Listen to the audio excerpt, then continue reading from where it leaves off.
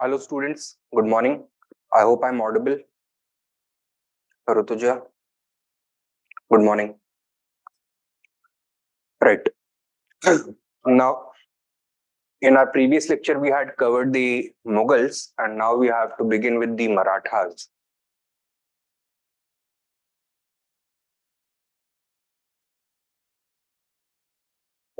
Right? क्या क्या topics cover करने हैं?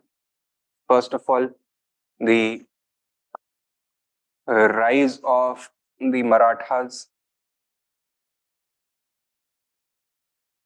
Different historians have given their opinions regarding the factors behind the rise of the Marathas. So there is a debate regarding this. Secondly, the nature of the Maratha political system.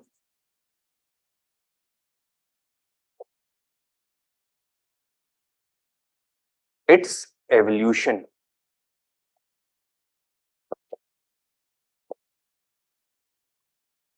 In three phases under Shivaji,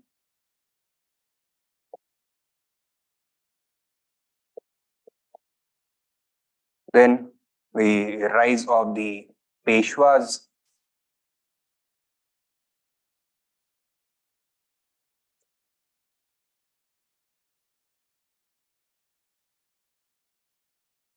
under Shivaji. Although Shivaji died in 1680, the system established by him by and large remained intact until 1713, when Balaji Vishwanath introduced the rule of the Peshwas, which lasted between 1713 up to 1761. That is the third battle of Panipat. And finally, the third phase, known as the Maratha Confederacy, which lasted from 1761 till 1818, when the British finally dissolved it following the end of the Third Maratha War. And finally, we'll be looking at the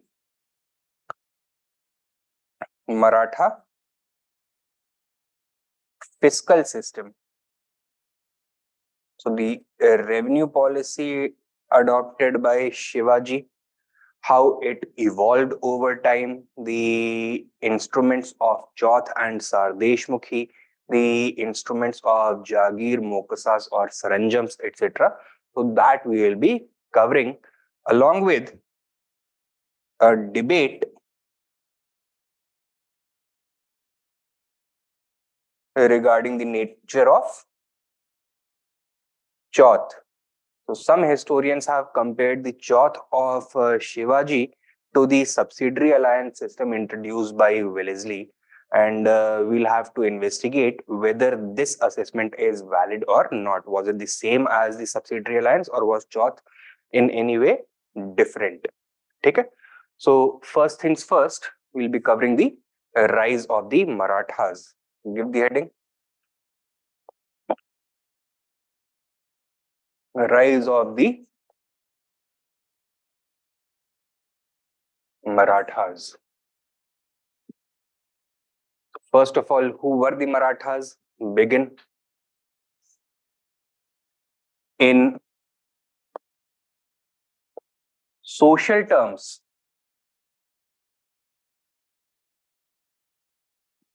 the word Maratha describes the linguistic community of Marathi speakers. In social terms, the word Maratha describes the linguistic community of Marathi speakers living in the present day region of Maharashtra, living in the present day region of Maharashtra. So in social terms, it was a linguistic and a regional identity. Next point. However, in historical terms,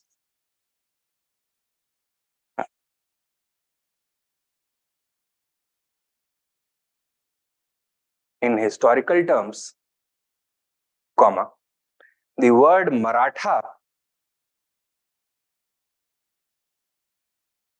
the word Maratha emerged a common term, as a common term used for soldiers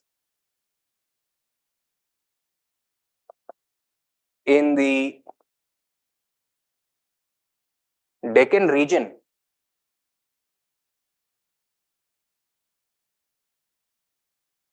from the 17th century onwards. From the 17th century onwards. Full stop. Sub point likho. Initially,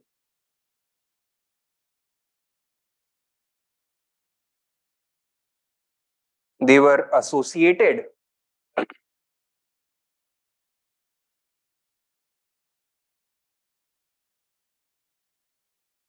with the Deccani Sultanates of Ahmednagar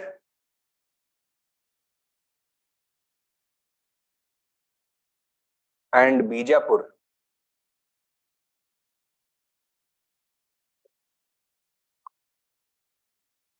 Who required their services,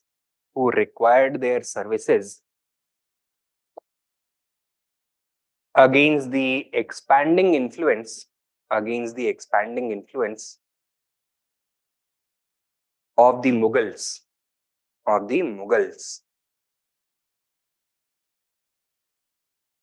Next sub point.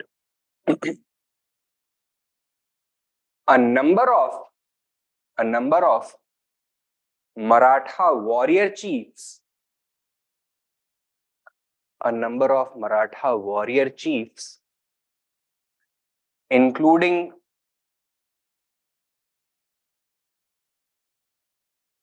Shahaji Bhosle, the father of Shivaji,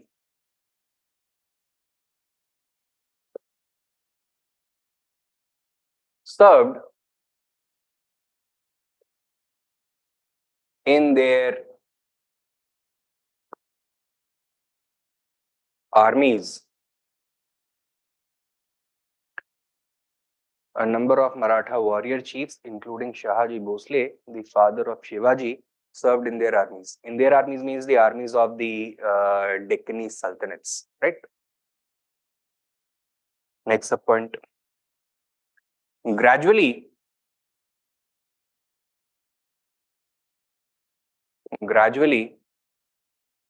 comma, the Marathas emerged as a powerful entity,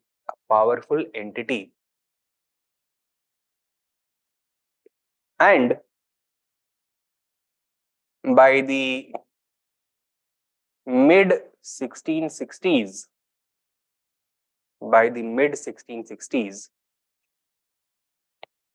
comma, Shivaji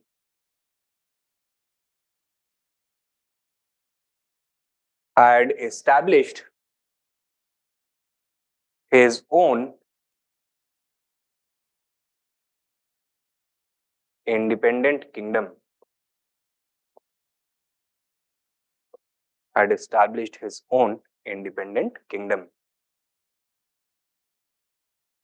In 1674, he adopted the title of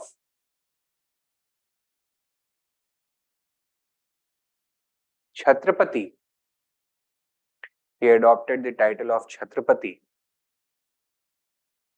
Symbolizing the emergence symbolizing the emergence of a sovereign and independent Maratha state, symbolizing the emergence of a sovereign and independent Maratha state.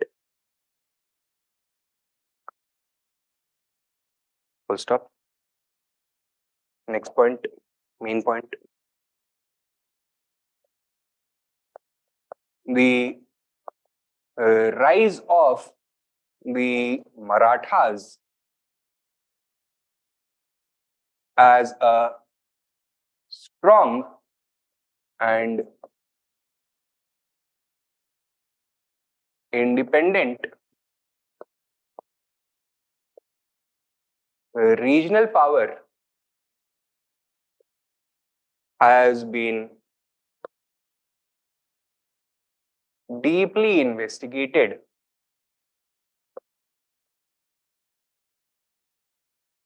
by several historians.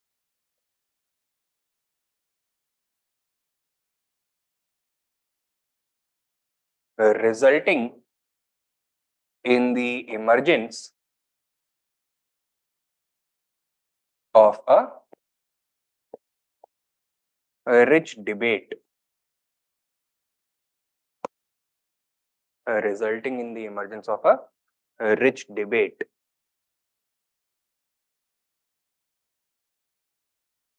Subpoint. Some of the important perspectives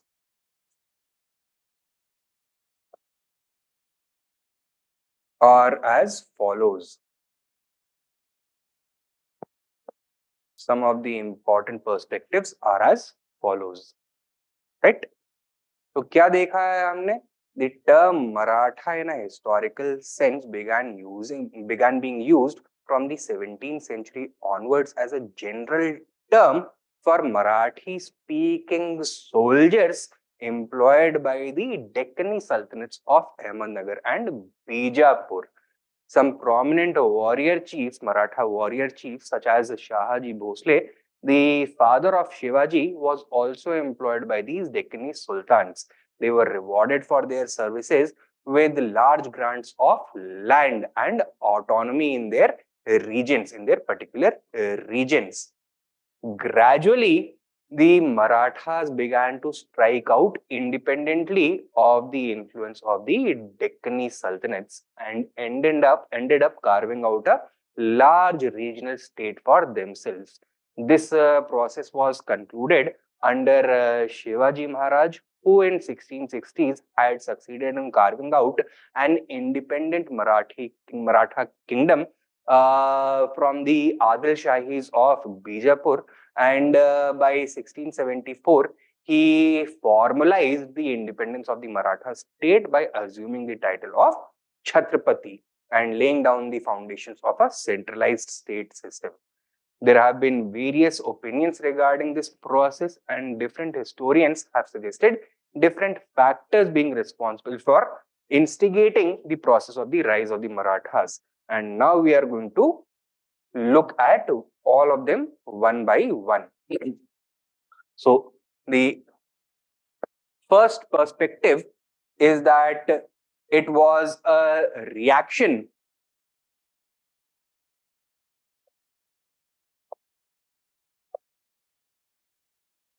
against the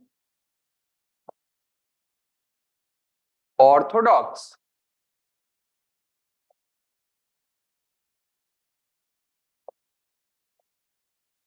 religious policy of Aurangzeb.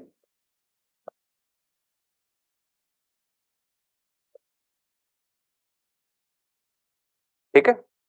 Now, this opinion has been put forward by historians such as Sir Jadunath Sarkar,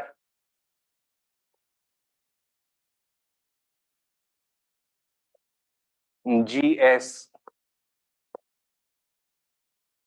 Sardesai, and V Joshi. ठीक है. Jadunath Sarkar, GS Sardesai and V Joshi ने ये बोला है that the rise of the Marathas as an independent political power was a reaction against the orthodox religious policy of Aurangzeb. Now, according to these historians, Aurangzeb's religious policy resulted in a religious reaction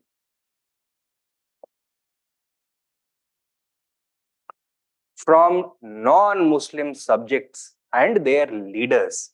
These included the Marathas, the Sikhs, the Satnamis, the Jats, and also the Rajputs. Right? Now, this reaction was born out of the religious oppression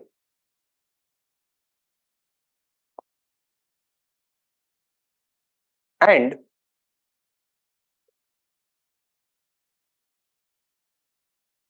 bigotry faced by non-Muslims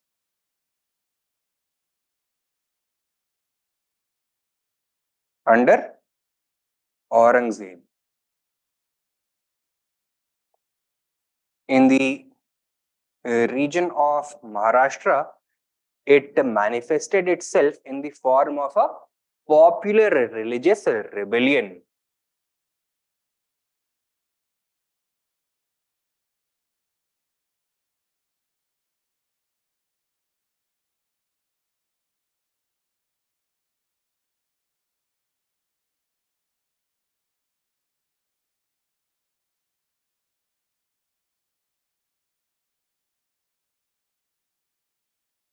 Which was led by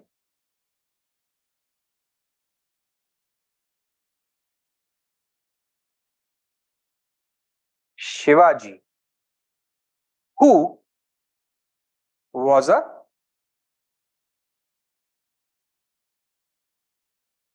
conservative Hindu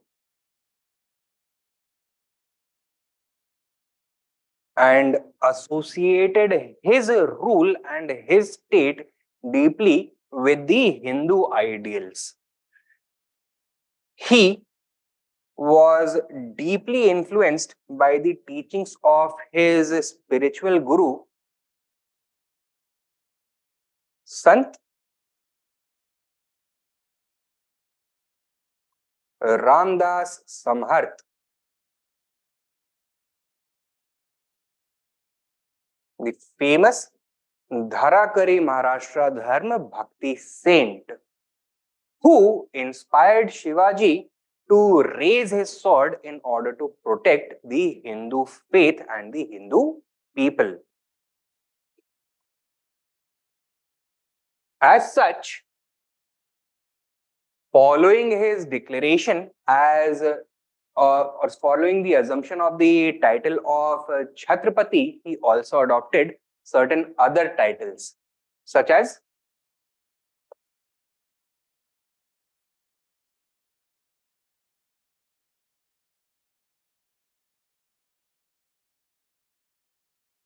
Hendav Dharmudharaka and Gau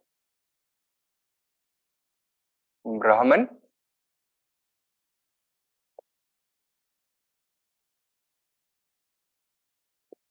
Pratipalaka. Right? Further, the war cry of the Marathas was also associated with the Hindu faith. That is, Har Har Mahadev. Shivaji was also deeply associated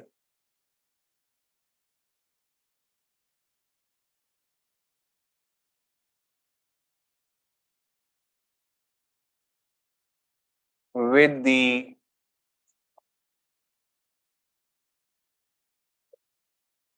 Kshatriya cult and adopted the title Kshatriya Kulvatsama.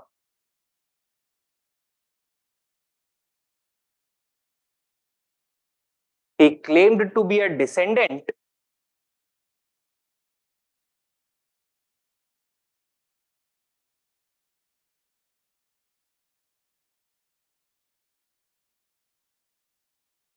of Maharana Pratap, the ruler of Mewar and the head of the Sisodia clan. And he claimed his descent to the Chhatrapati Shivaji claimed his descent to the Sisodia clan. Maharana Pratap was another figure who was famous for having resisted the foreign oppressive and Islamic rule of the Mughals under Aurangzeb. So Chhatrapati Shivaji, by choosing Maharana Pratap as the role model for his own tenure, was clearly indicating that he was a protector of the Hindu faith, the Kshatriya Dharma, and an opposer of Islamic rule. Right? So, this is the opinion of historians such as Sir Jadunath Sarkar, G.S. Sardesai, and V.V. Joshi. However, this point of view has come under deep criticism.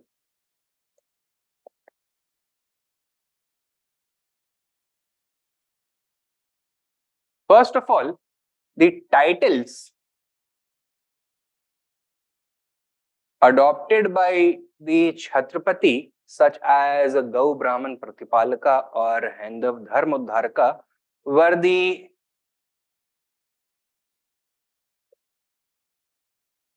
traditional titles of Hindu kings. So there was nothing extraordinary about him adopting these titles. Secondly, recent research has shown that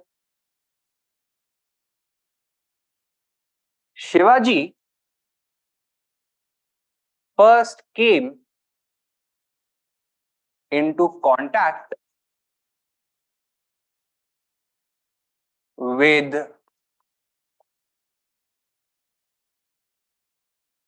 Saint Ramdas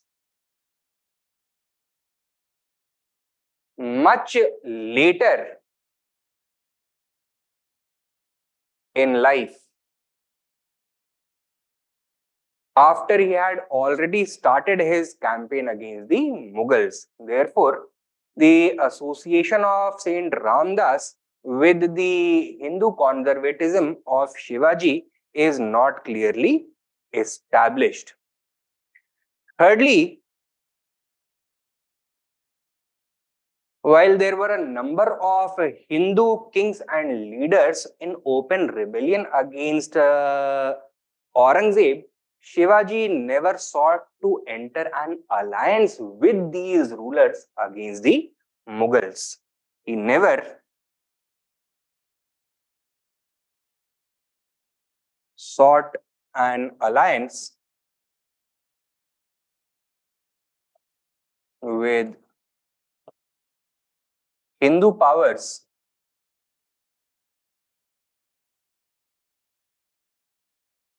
against the Mughals.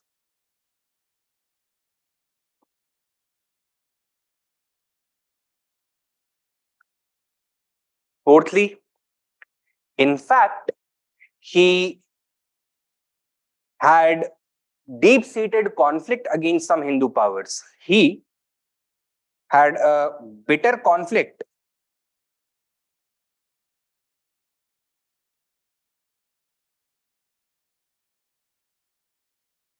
against the Hindu Nayakas as well as the Deshmukhs. And one component of these conflicts even included the destruction of temples. So Shivaji clearly was not interested only and only in the preservation of the Hindu faith. Fifthly,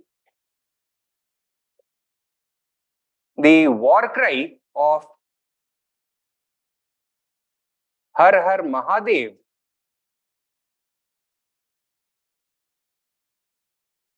was also a natural and expected phenomena. It was common for the armies of that period to fight in the name of their gods. And in the region of Maharashtra, the cult of Shiva was immensely popular, especially during the reign of Shivaji Maharaj. And therefore, it is also not unexpected that his armies would use this particular war cry. Sixthly, Shivaji did not discriminate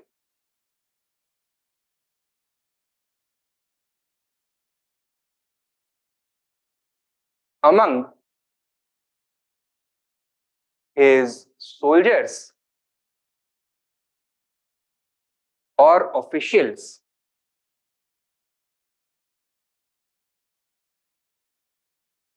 on the basis of religion. Had he been an orthodox Hindu ruler, he would not have tolerated the presence of Muslim officials or soldiers in his armies.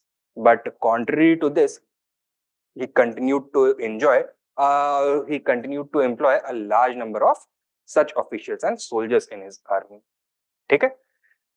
And that is why this particular perspective that the rise of the Marathas under Shivaji was a reaction against the religious orthodoxy of Aurangzeb has largely been rejected. So, while we can say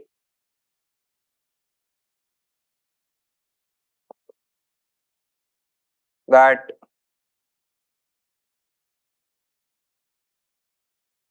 religion did play a role in the rise of the Maratha state by providing a common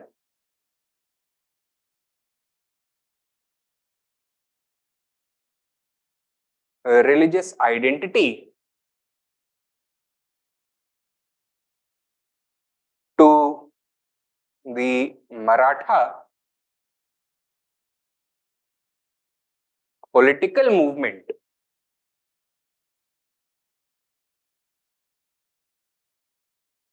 It was used quite cleverly as a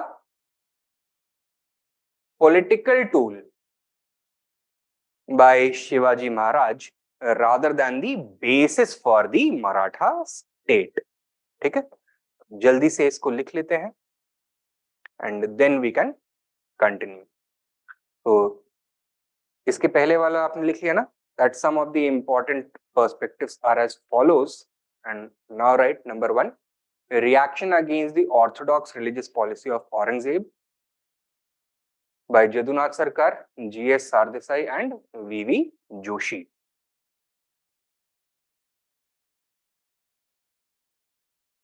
लिखो. This perspective focuses upon Aurangzeb's conservative religious policy.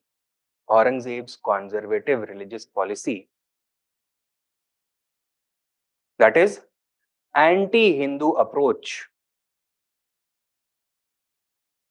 and the rise of the Marathas as a reaction to this.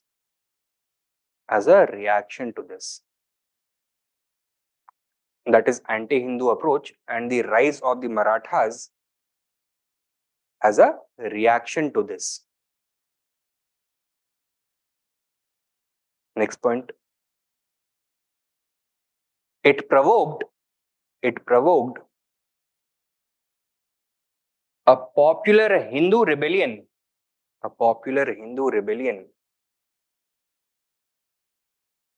in Maharashtra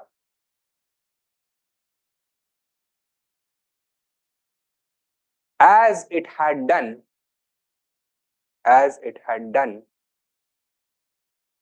in Punjab, Rajasthan, Mathura, and Awadh.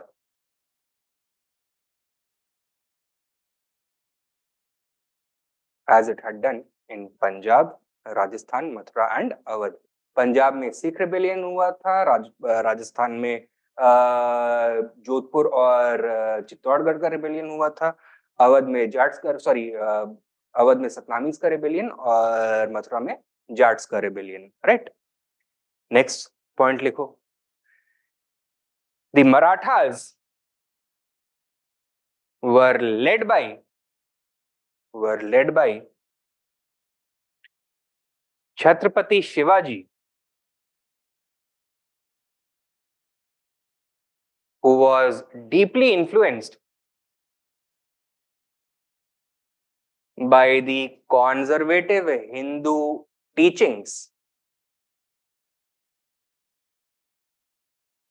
of the Bhakti saint Ramdas Samharth.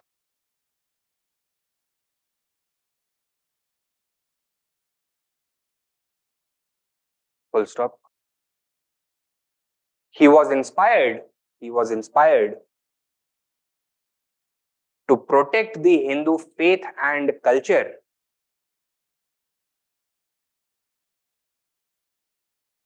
from Islamic oppression. He was inspired to protect the Hindu faith and culture from Islamic oppression. Next point.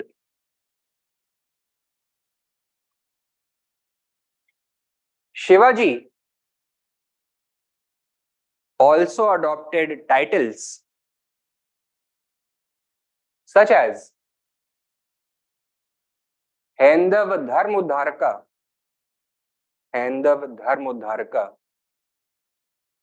which means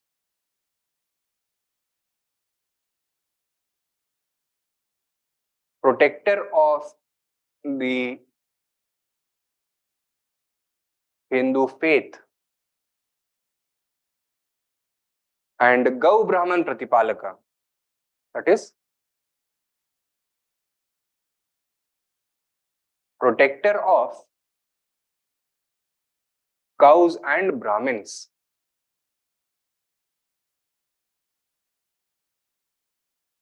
Hendav Dharmodharaka and Gau Brahman Pratipalaka.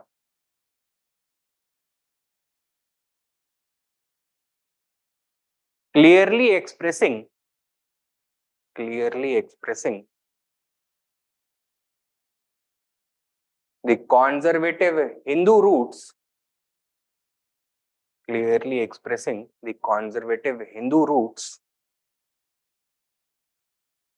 of his movement.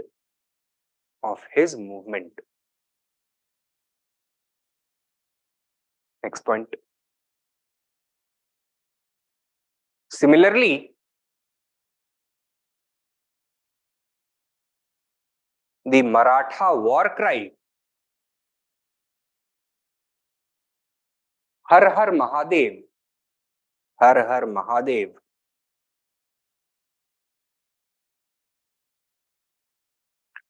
also echoed this conservative sentiment.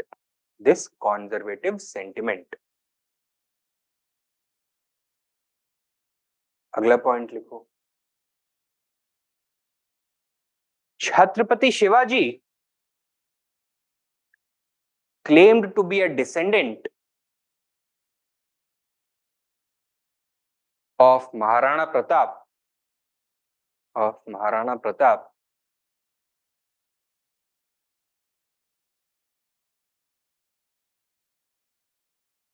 and assumed the title Kshatriya Kulvatsama, Kshatriya Kulvatsama, thus claiming Kshatriya status, thus claiming Kshatriya status. Full stop. In this way, comma, he aligned his sovereignty with the traditional Brahmanical order, with the traditional Brahmanical order. Traditional Brahmanical order mein who had the right to rule? Only the Kshatriyas. So by doing this, he aligned his policy and sovereignty with the traditional Brahmanical order. Now, all of this has been put forward by Jadunath Sarkar, G.S. Sardesai and V.V. Joshi as evidence that the rise of the Marathas was the result of the religious orthodoxy of Aurangzeb, which pushed the Marathas towards Hindu conservatism. This is reflected in the policies and actions of their leader, Chhatrapati Shivaji. Okay? Next, right, criticism. Criticism.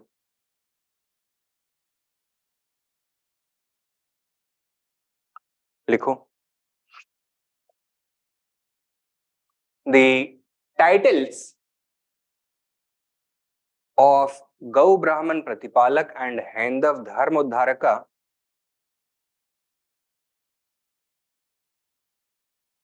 the titles of Gau Brahman Pratipalak,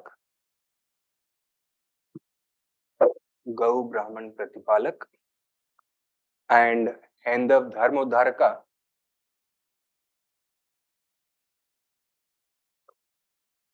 were the traditional titles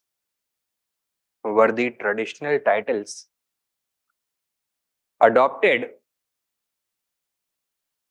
by almost all Hindu kings.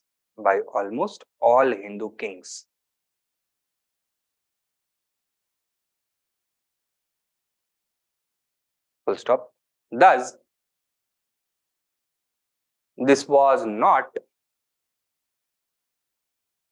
an exceptional development.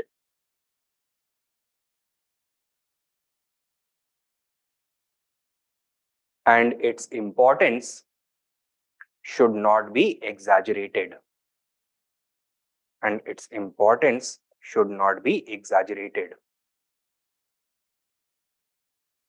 Next, right, number 2. Similarly, the Maratha war cry of Har Har Mahadev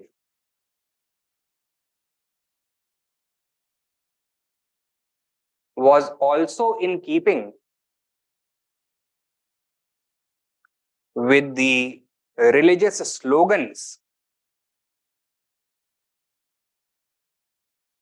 raised by all medieval armies.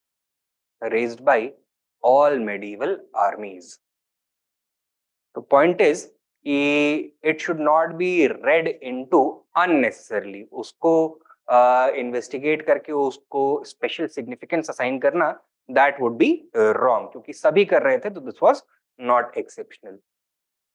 Number 3, right? Thirdly,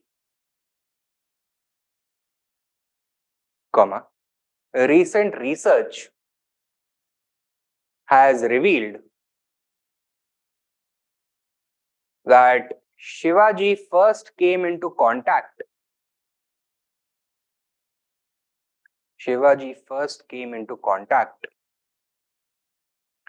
with Saint Ramdas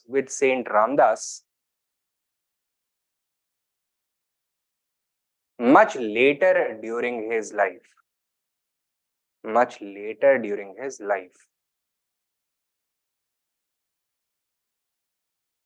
comma, after he had already, after he had already began his campaign against the Mughals, against the Mughals. Number 4,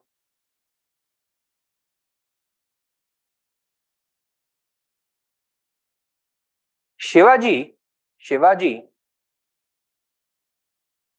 never sought to enter a common Hindu alliance, a common Hindu alliance against Aurangzeb, against Aurangzeb. Full stop. This indicates that religion may not have been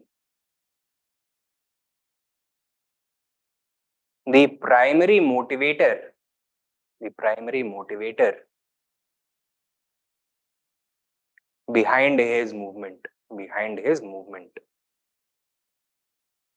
Next, right, number 5. In fact, in fact,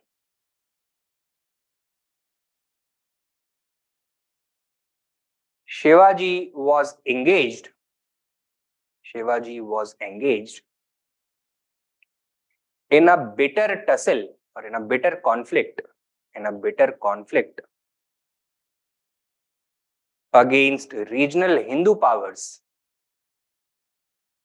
such as the Nayakas and Deshmukhs, such as the Nayakas and Deshmukhs. And number 6 you can write. Finally,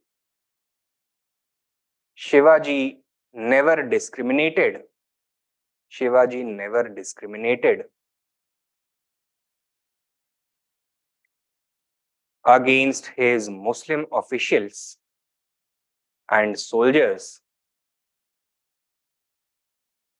who were present, Muslim soldiers and officials who were present in large numbers, who were present in large numbers. Next, look at conclusion. Thus, this point of view has largely been rejected, has largely been rejected.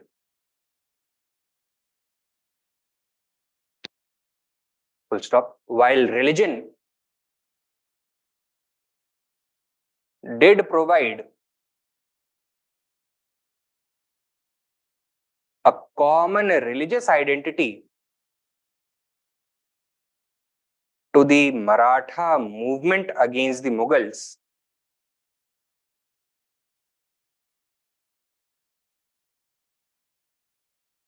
movement against the Mughals, comma, it was used primarily as a political tool by Shivaji, primarily as a political tool by Shivaji.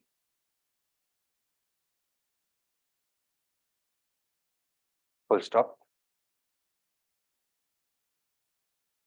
It was neither the basis of his movement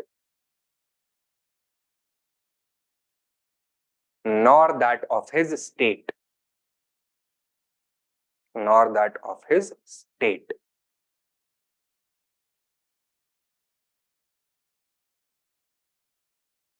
ठीक है, ये हो गया first point of view, that the Maratha rise was a reaction against the oppressive policy of the oppressive religious policy of Aurangzeb. Second point of view क्या है? It was a nationalist struggle for independence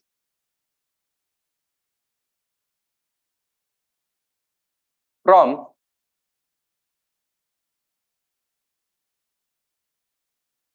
foreign rule.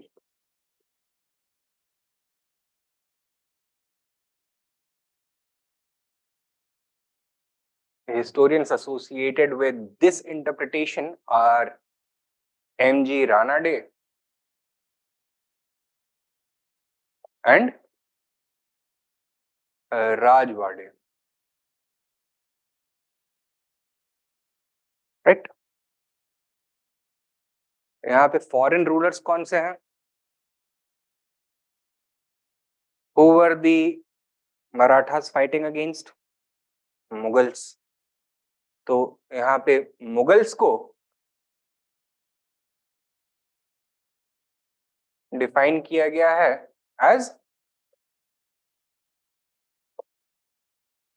foreign rulers whose rule was oppressive and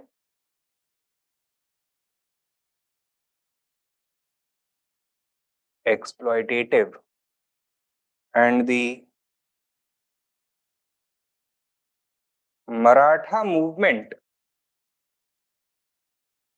has been interpreted as a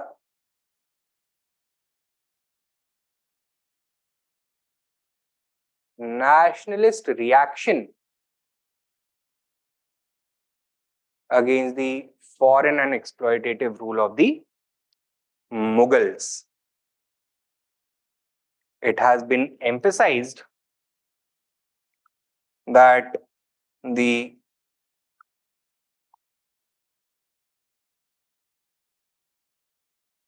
geographical isolation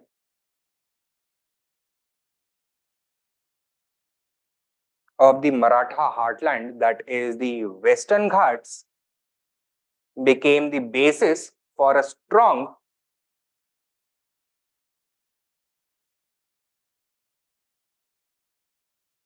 regional identity.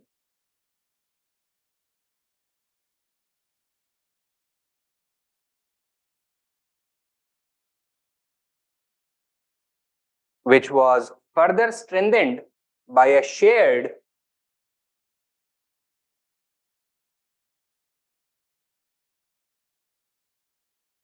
linguistic identity.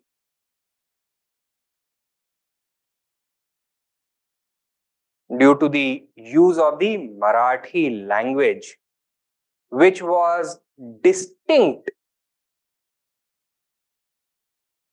from the region, language, and culture of the invading foreign power.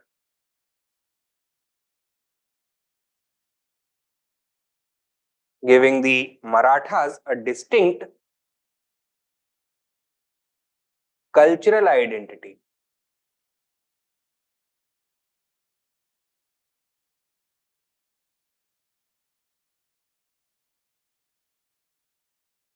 The geography of the Maratha heartland also provided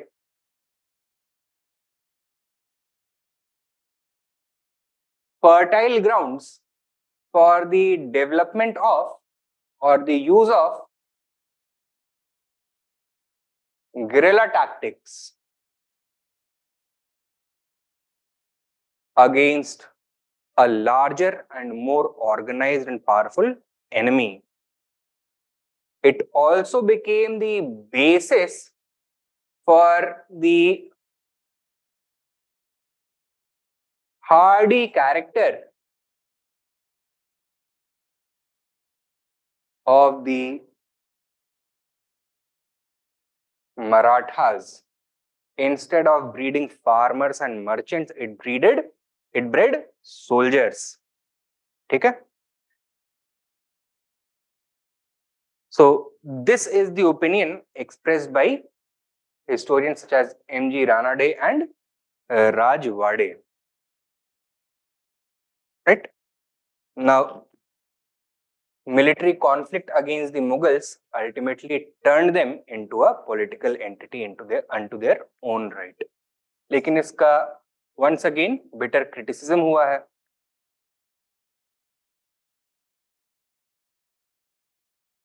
क्या criticism? First of all,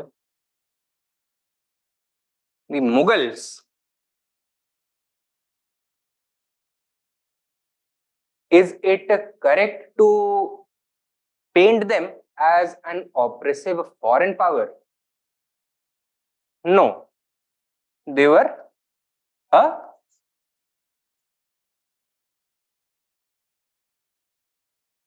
North Indian power. Operative word क्या है इसमें? Indian. Secondly, for the emergence of nationalism,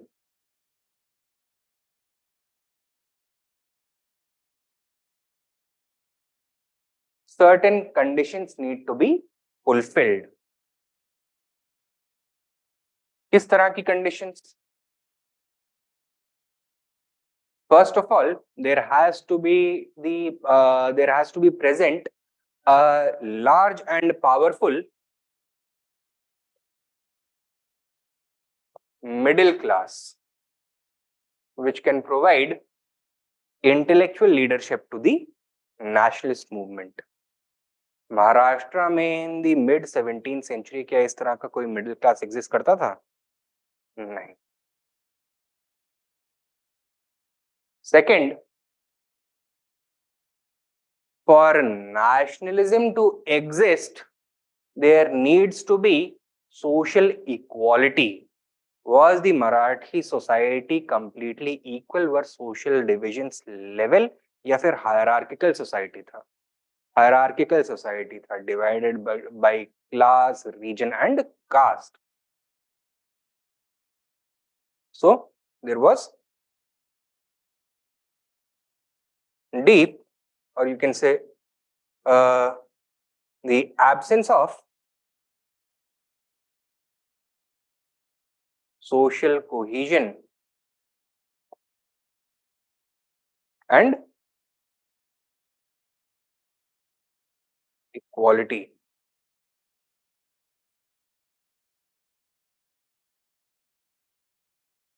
Thirdly, there needs to be a distinct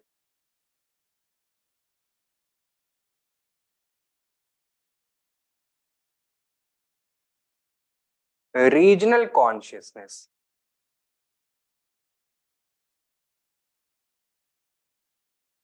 While the Maratha movement was associated with the Maratha heartland, lekin were the frontiers of the Maharashtra clearly demarcated at this point of time? No.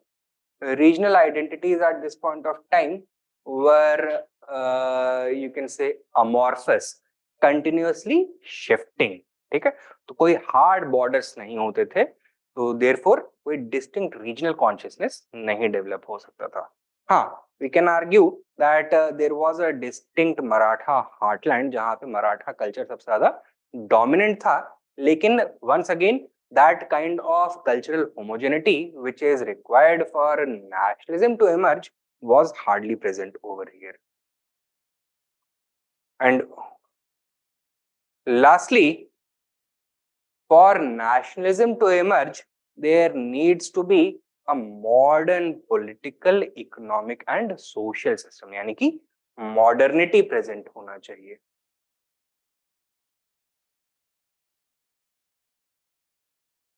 Was this element present in 17th century Maharashtra? No.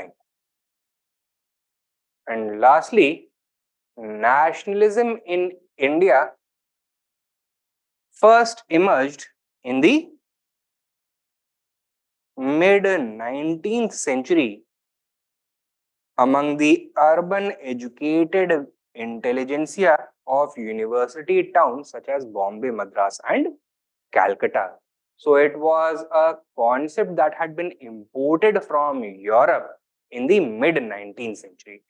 इसके पहले ऐसा argue करना कि India में कहीं पे nationalism था, that would be unfair.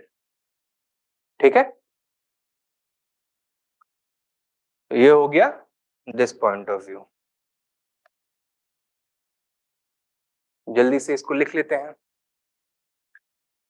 ये लिख लिया है heading, national struggle for independence, MG Ranade and Rajwade. Write down. According to this perspective,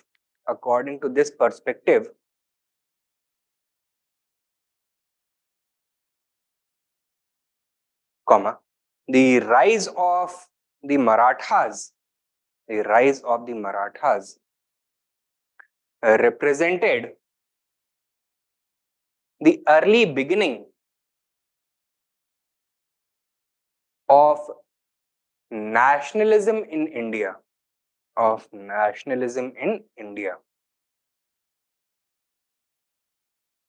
Full stop. Next point. Like the later nationalists,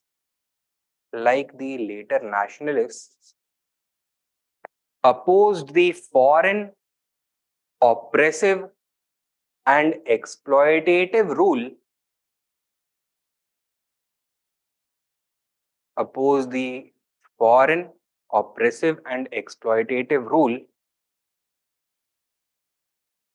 of the British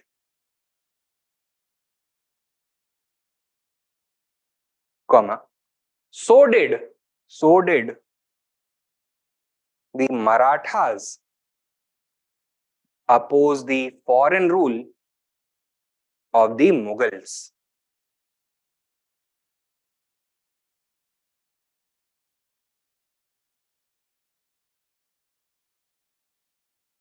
Next point. In other words, the Maratha movement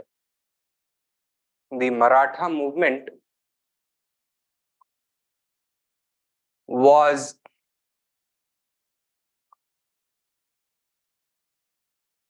the outcome of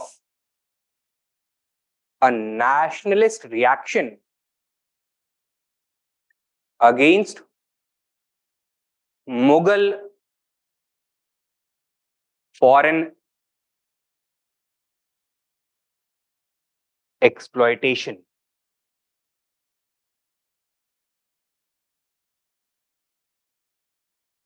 Full stop. Next point. According to these scholars,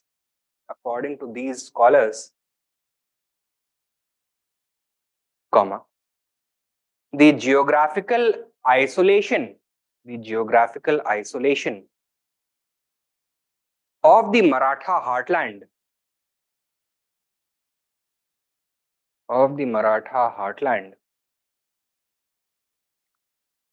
provided it a distinct regional, linguistic and cultural identity.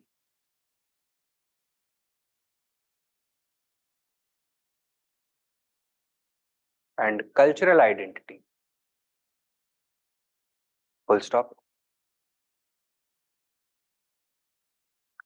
Next. Sorry, sub point लिखो.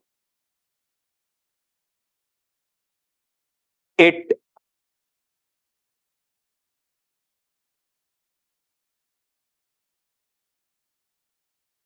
also protected this region from foreign invasion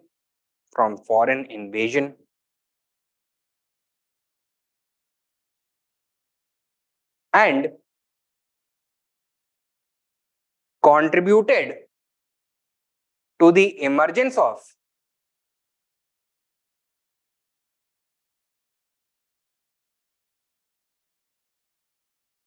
the Maratha warrior class.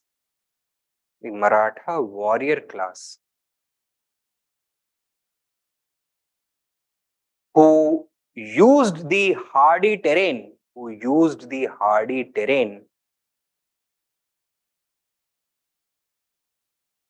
for effective guerrilla tactics, for effective guerrilla tactics against the Mughals, against the Mughals.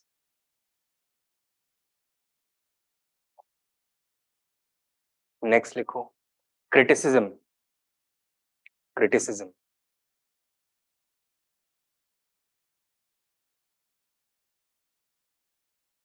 Write down.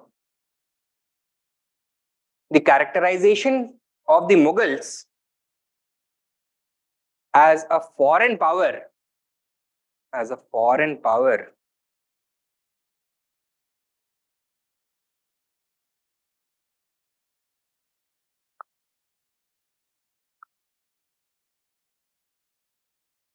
seems unrealistic, seems unrealistic. Full stop. In fact, they were a North Indian imperial power desperately trying, North Indian imperial power desperately trying to expand their influence in the Deccan, in the Deccan.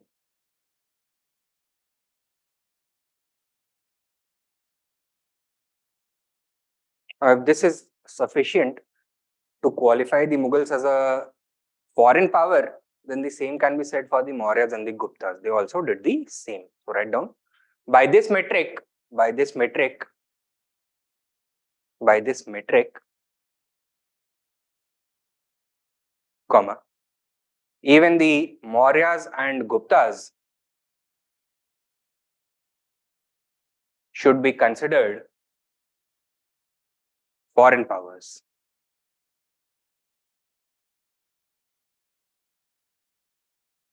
Next point. According to Satish Chandra, according to Satish Chandra, comma, a nationalist struggle is based upon the fulfillment of certain necessary conditions,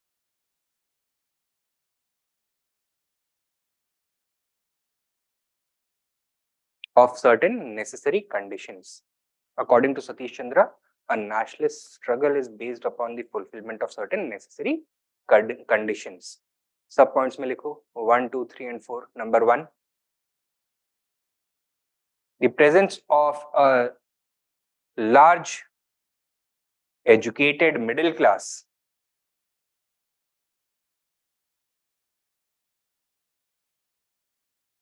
to provide intellectual leadership.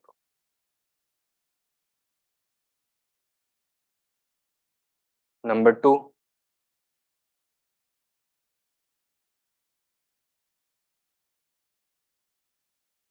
the presence of social cohesion and equality at a deeper level, at a deeper level. Social cohesion and equality at a deeper level. Number 3, clearly demarcated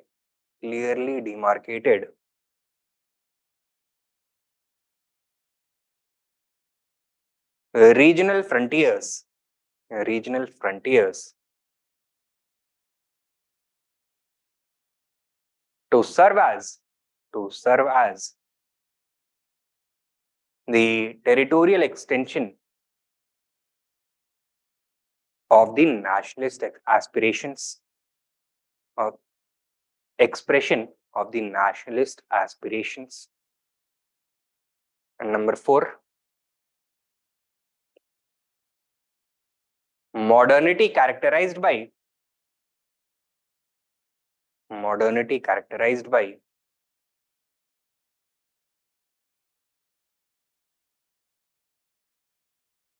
social liberalism, social liberalism, comma, capitalist mode of production, capitalist mode of production,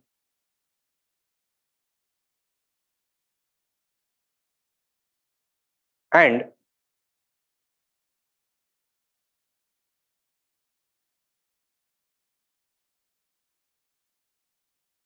popular political institutions, and popular political institutions.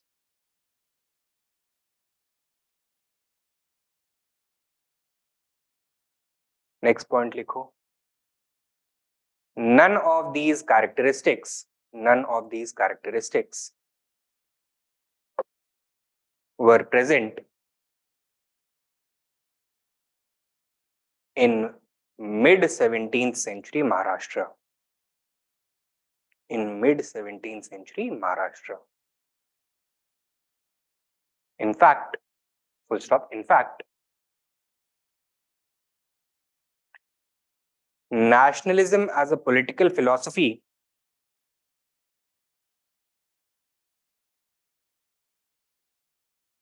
began first emerging in India during the mid 19th century. During the mid 19th century.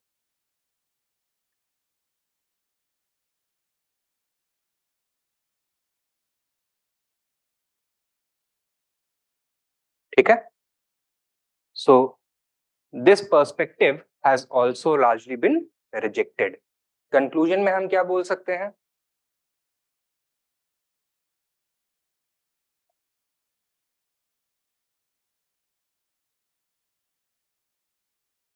That this point of view has been given by which kind of historians? Nationalist scholars. Nationalist school के historians ने दिया है, right? Now, what was their objective? To highlight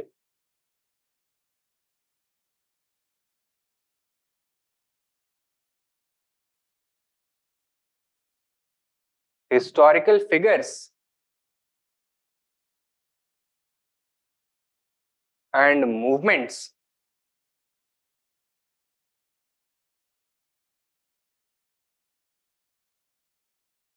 associated with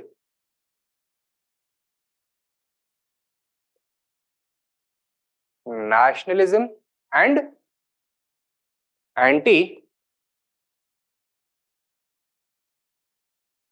struggle. Why? Because they were searching for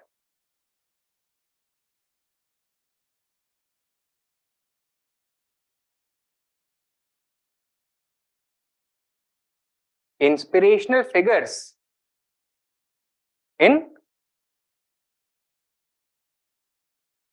Indian history to glorify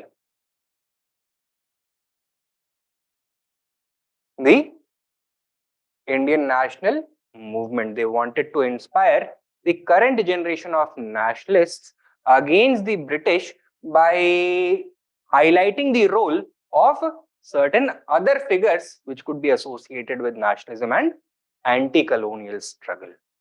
Clear hai itna? Now, in their zeal to discover these figures, इन्होंने एक mistake कर दिया. Mistake क्या किया? That they assumed that the British rule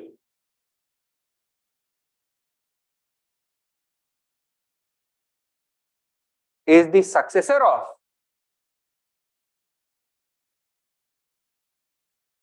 the Mughal Empire. ठीक है? And while criticizing the British rule as a foreign colonial oppressive rule, they also criticized the Mughals as a foreign colonial and oppressive power. ठीक है, तो conclusion में ये लिख लो, write down. It must be kept in mind, it must be kept in mind that the nationalist scholars associated with this interpretation, associated with this interpretation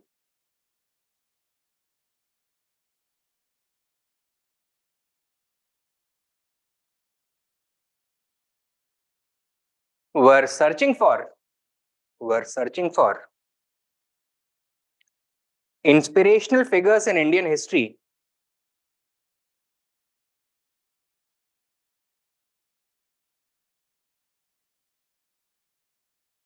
to glorify the nationalist struggle against foreign rule, against foreign rule, against foreign rule, against foreign rule. Thus, they highlighted the role of leaders such as Chhatrapati, leaders such as Chhatrapati Shivaji,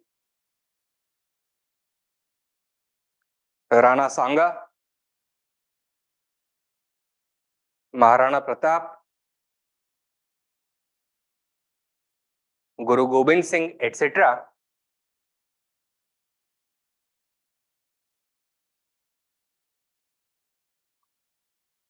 who were associated with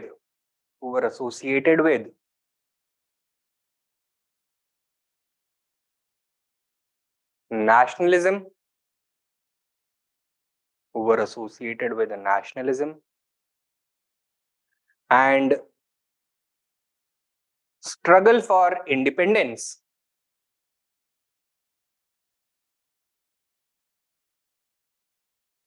from a foreign colonial power, from a foreign colonial power.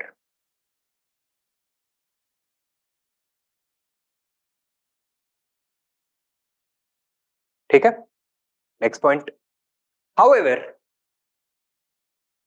a major flaw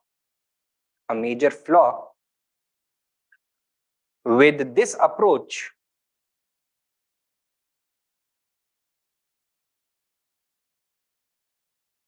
was the assumption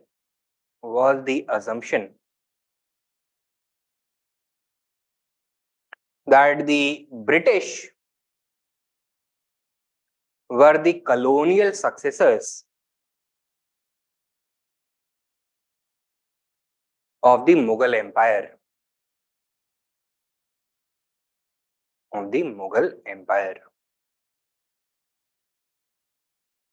Full stop. Subpoint. Thus, these historians ended up painting the Mughals as a foreign exploitative power like the British.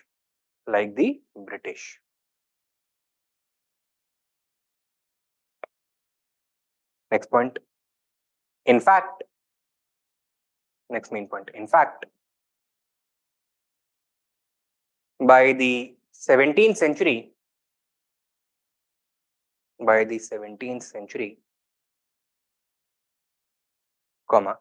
Mughals were thoroughly Indianized,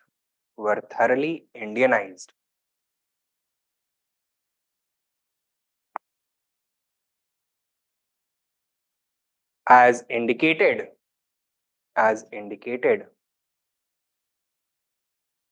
by their all India perspective and the diverse nature the diverse nature of their nobility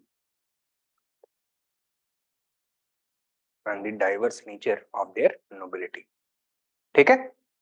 So it would not be correct to characterize the Mughals as a foreign power. That is the point.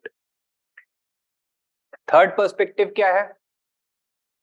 It emphasizes upon the role of the Maharashtra Dharma, the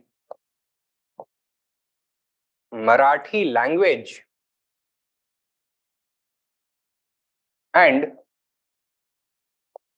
social cohesion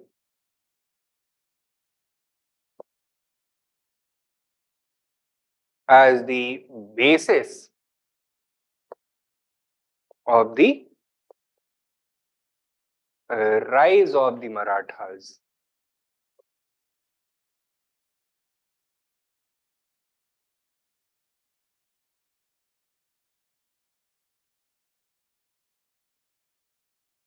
Right? So, what is the basic argument that Maharashtra धर्मा की वजह से हुआ क्या? The Marathi speaking people received a common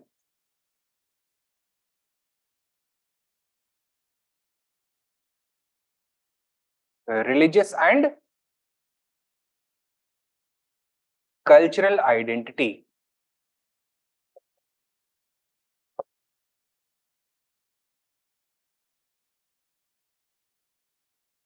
Secondly, because of the use of the Marathi language by the Maharashtra Dharma Bhakti saints,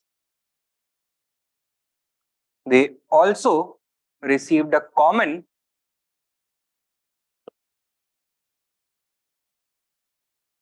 linguistic identity.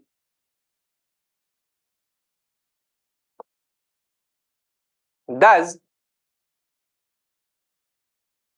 the Maharashtra Dharma played an important role in knitting the diverse sections of the Marathi speaking people into a shared community.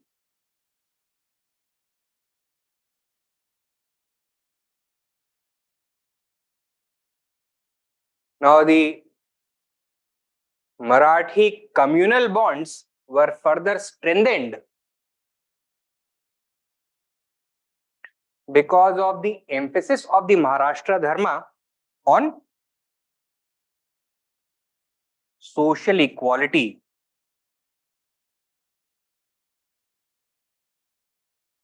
including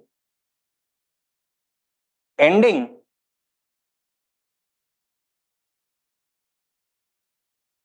caste-based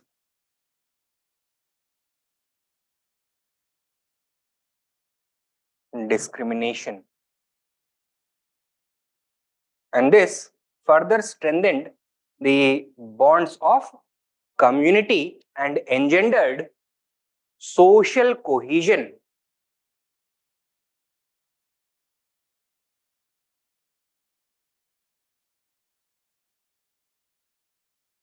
At an unprecedented scale.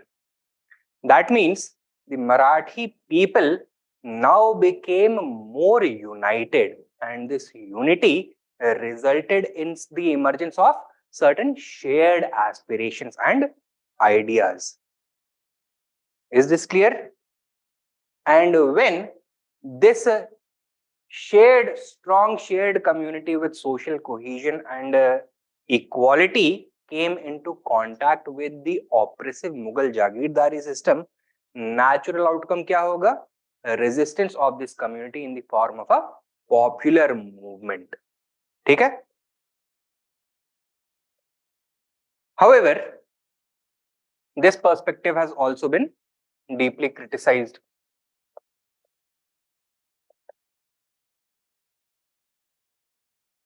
क्या criticism है इसका? That the idea that social cohesion existed in 17th century Marathi society is a myth.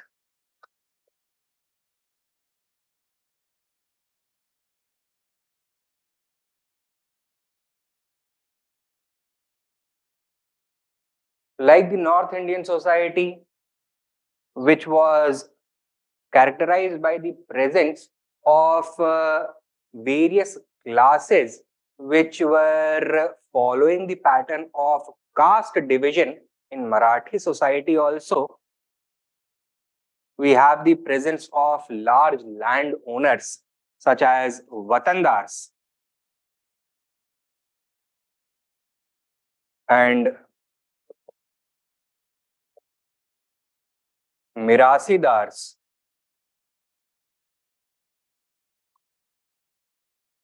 Deshmukhs, etc., who largely belong to the Brahmin or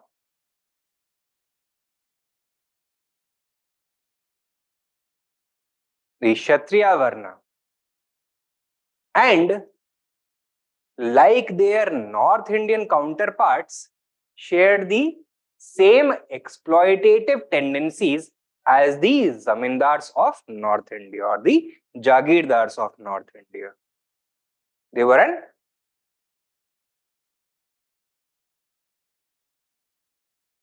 exploitative class. So the kind of social cohesion that certain historians have argued existed, that was not at all present. And the kind of greater social unity that has been argued was created by Maharashtra Dharma and a shared Marathi language, that was also absent. Okay? So there is no easy way in which we can create a direct link between the Maharashtra Dharma and the rise of the Marathas. Right? लिख लो इसको जल्दी से. ये heading दे दिया है, Maharashtra Dharma, the Marathi language and social cohesion as the basis for the rise of the Marathas. Write down. The growth of the Bhakti movement, the growth of the Bhakti movement fostered a sense of social cohesion, a sense of social cohesion and brotherhood among the Marathas.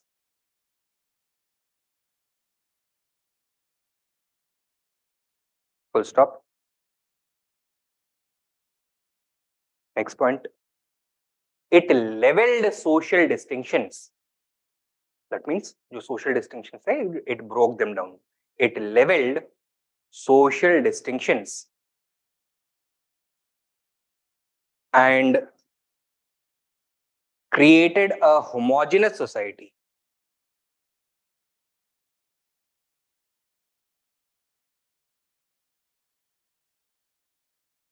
Next point.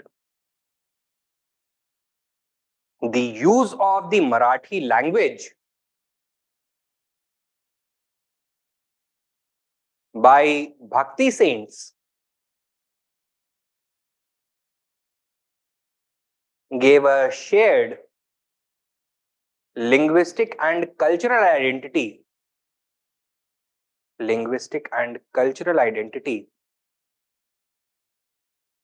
For the, or sorry, to the Marathas.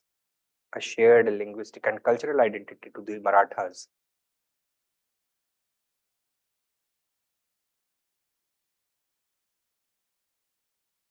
Next point. Therefore, the Maharashtra Dharma provided the base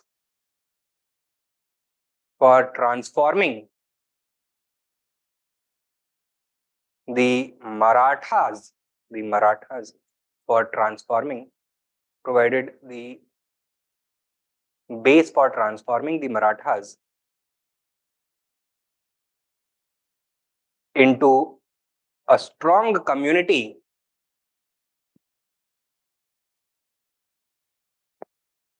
with shared bonds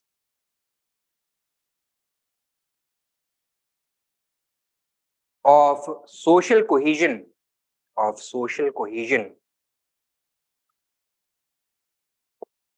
and paved the way, and paved the way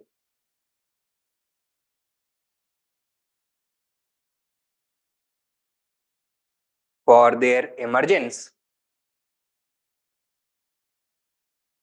as a political entity under Shivaji, under Shivaji. Entity, ENTITY, entity under Shivaji. That means जो शिवाजी का political movement था उसका social और cultural base Maharashtra Dharma ने create किया है. In fact you can write this in other words हाँ next point, in other words the social and cultural base for Shivaji's political movement was created by the Maharashtra Dharma.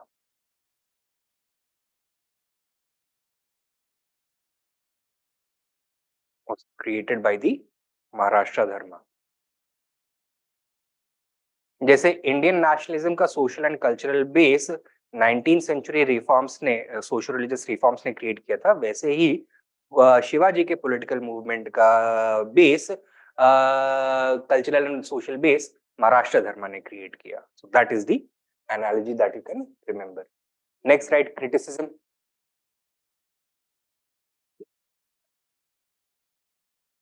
Recently, scholars such as P.V. Ranade,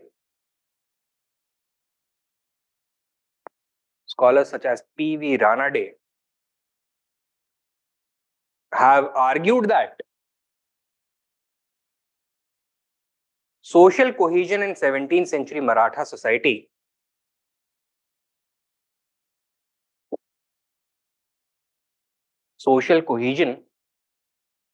in 17th century Maratha society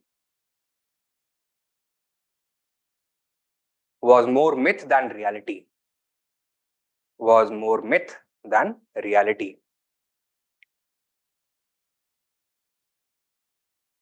Full stop. Subpoint, Marathi society was equally as stratified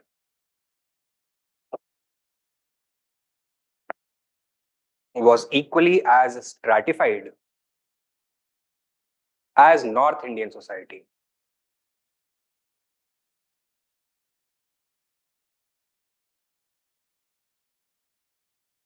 Next main point. For example, the presence of groups such as Watandars, Mirasidars, or Deshmukhs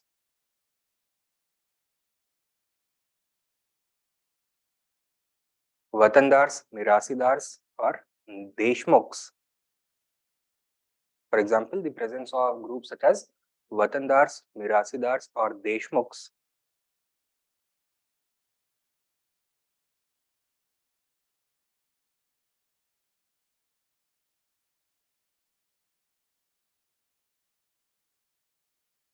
proves that there existed a class of high-ranking, powerful, hereditary landowners in the Marathi countryside.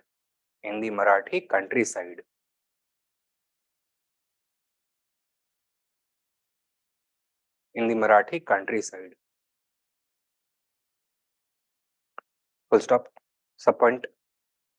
They were either Brahmins or Kshatriyas. They were either Brahmins or Kshatriyas.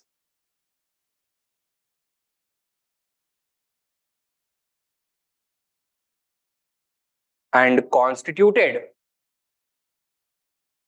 a caste-based,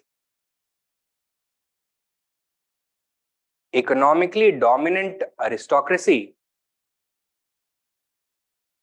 and constituted a caste-based, economically dominant aristocracy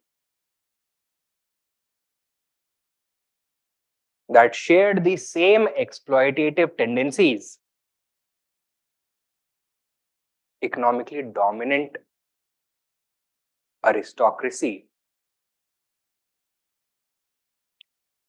that shared the same exploitative tendencies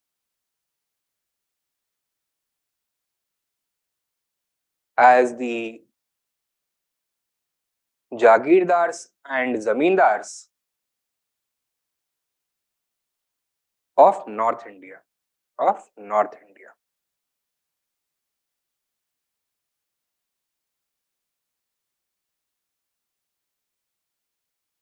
ठीक है? So this idea that Maharashtra Dharma was the basis for social cohesion, which provided the social and cultural base for Shivaji's political movement, has also been contested on the grounds that this kind of social cohesion was more myth than reality. ठीक है? Next, number 4. Now, one group of historians has given the credit for the rise of the Marathas solely to Shivaji's leadership.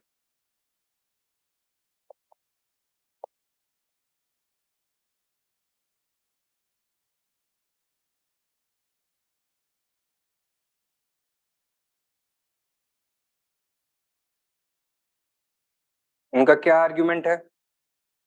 That Marathas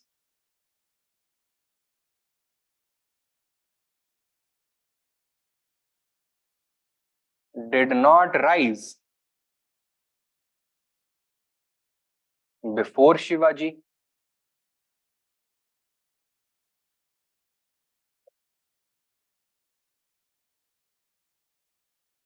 And this proves that it was the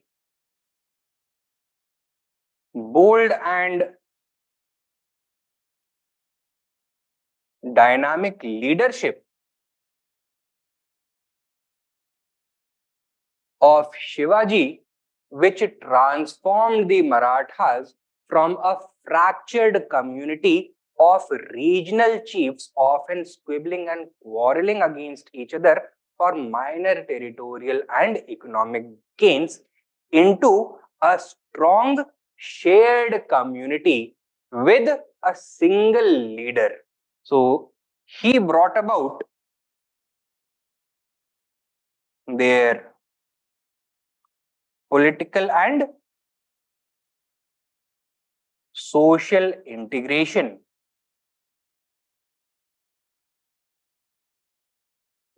And through his administrative reforms and organization, he transformed the Maratha state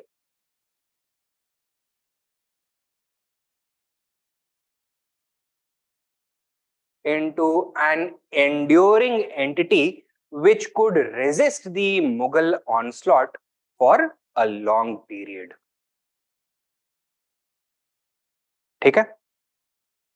It also argues that Shivaji was able to transform the generally indisciplined Maratha chiefs and warriors into a disciplined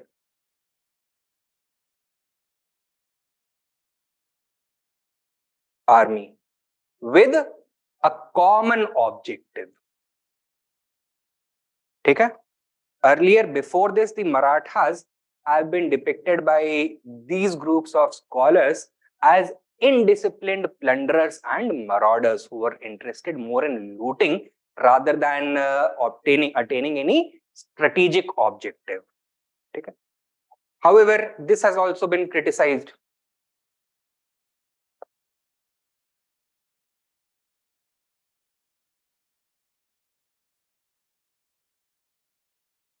What were the grounds of this criticism? That first of all, it is based on the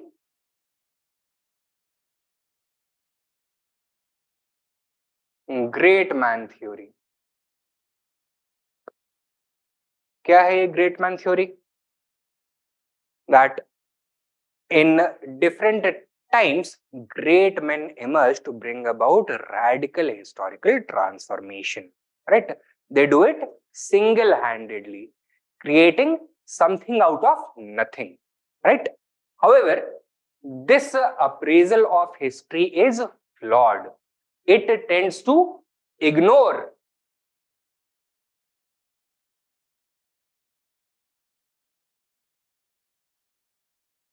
the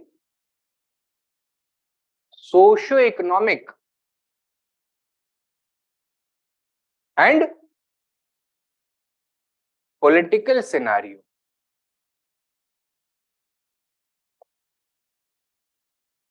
which is the real basis for change.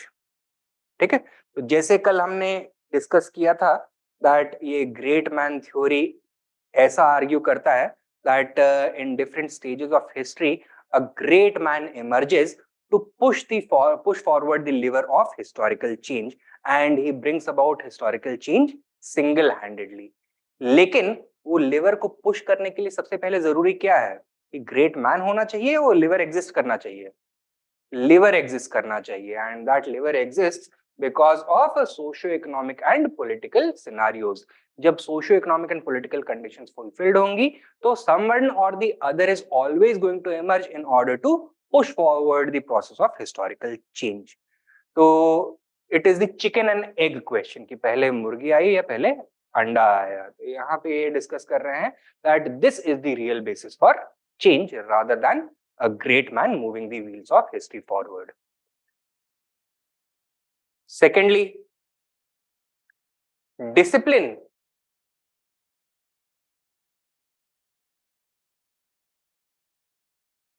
Within the Maratha army is still not a settled issue.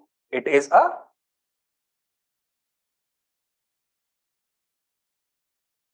controversial subject. While Chhatrapati Shivaji was definitely able to induce some amount of discipline among his soldiers, he was not able to eradicate indiscipline completely. On his military campaigns, he was sometimes unable to prevent his soldiers from expending their energies and the strategic initiative by engaging in looting, plundering, etc. Okay? So this was always a problem for the Marathas even under Shivaji. Right? So the role of his leadership has also been questioned in this, the extent to which he was successful in creating an enduring system. And thirdly,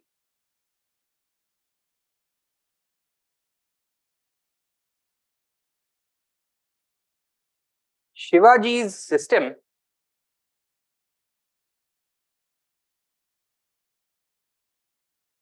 was not able to endure. It did not have longevity and it collapsed almost immediately following his death. Within 10 years of his death, there was a civil war that had broken up among the Marathas. So it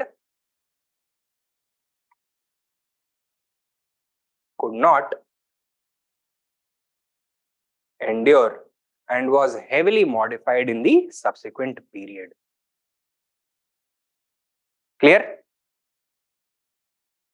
So write down. According to this perspective,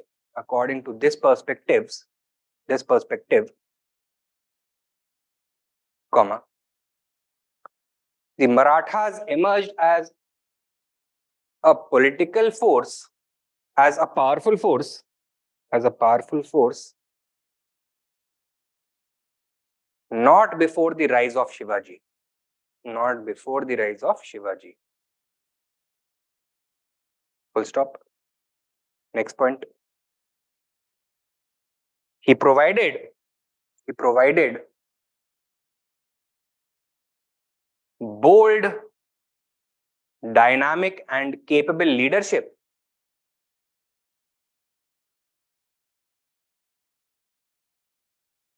leading the Marathas to political independence. To political independence. Subpoint. He did this by grooming the Marathas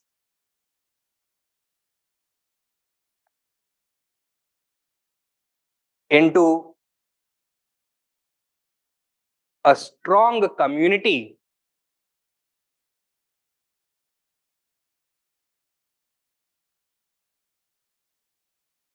through his political and social integration.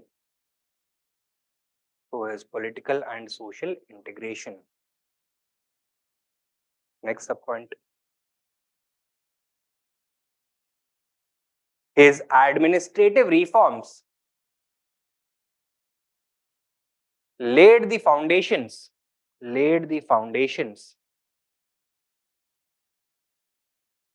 laid the foundations for a centralized Maratha state, for a centralized Maratha state which could resist the Mughal onslaught and preserve its independence. The Mughal onslaught and preserve its independence. Next subpoint. He transformed the Maratha warriors, subpoint, next subpoint. He transformed the Maratha warriors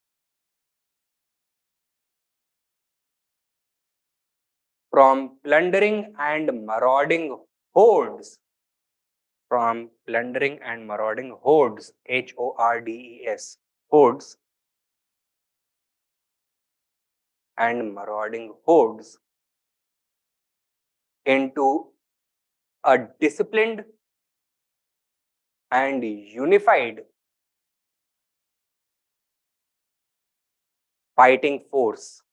Into a disciplined and unified fighting force. Next लिखो criticism. Criticism. Write down. Marxist historians such as Satish Chandra have criticized this perspective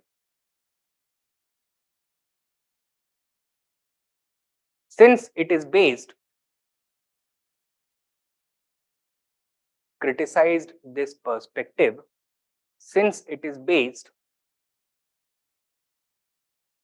on the great man theory,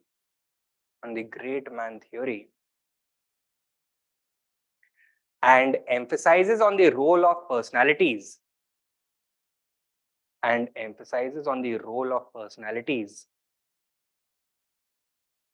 while ignoring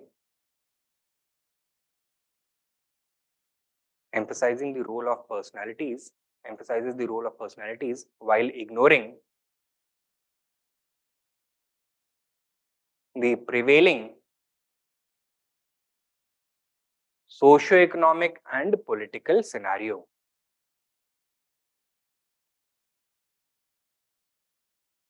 While ignoring the prevailing socio-economic and political scenario. Full stop. Sub point. According to him, comma, historical change, historical change is a large and complex process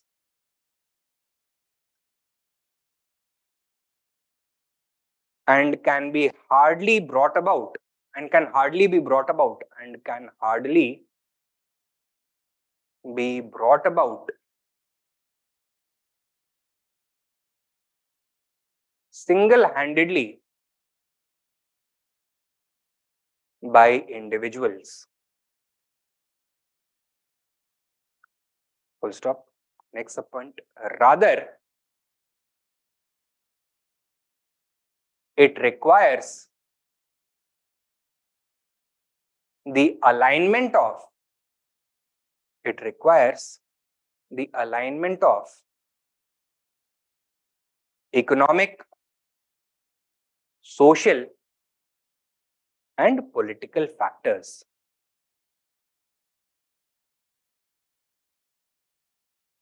ठीक है, समझ में आया ये? Next point, main point. Secondly, the issue of discipline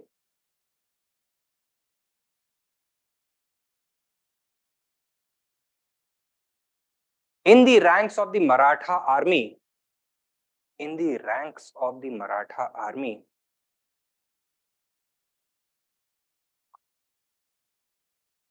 has been a controversial historical subject.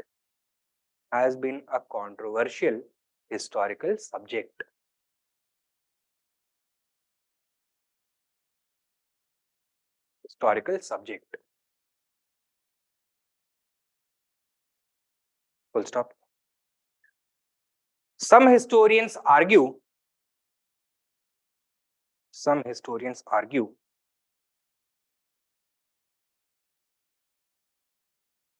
that even after the rise of Shivaji,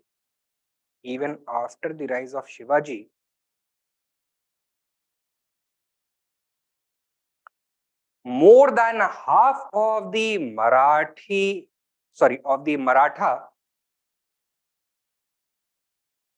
invading armies were composed of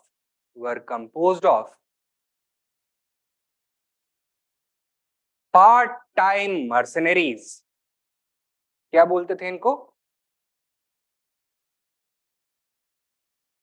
Pindaris, known as Pindaris.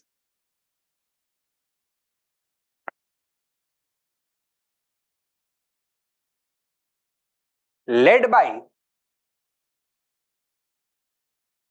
their own commanders.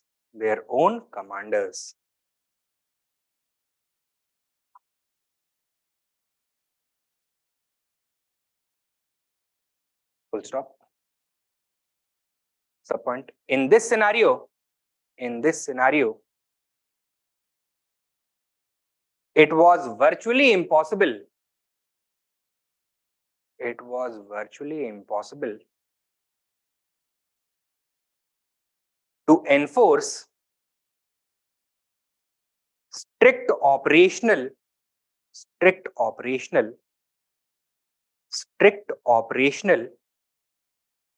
or strategic discipline.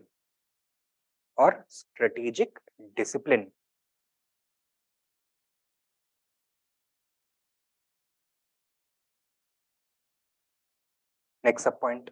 Often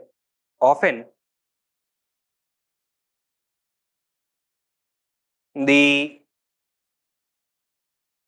Pindari contingent was more interested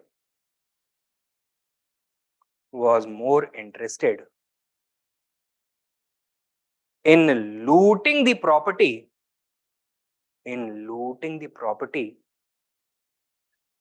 of the enemy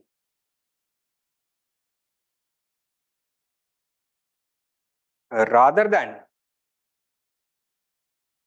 securing strategic objectives. Rather than securing strategic objectives. Full stop. Even Shivaji was not successful in completely eradicating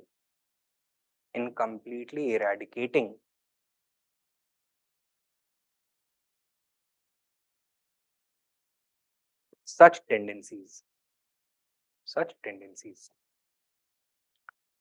ठीक है?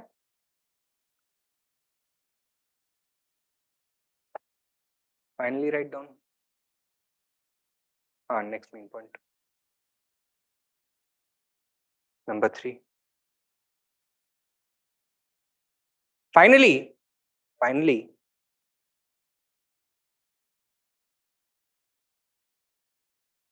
Shivaji's leadership has been called into question.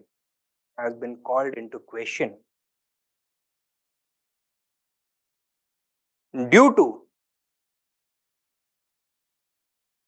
the short-lived nature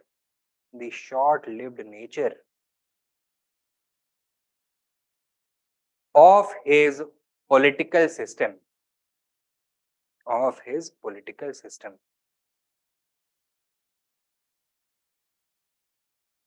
Full stop.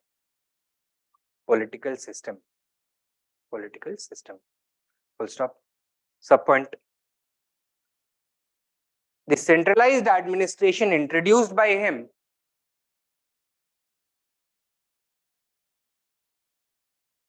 was threatened immediately after his death due to the outbreak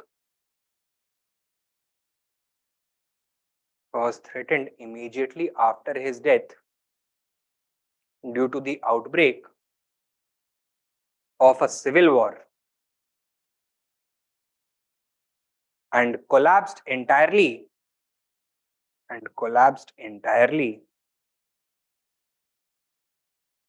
with the emergence of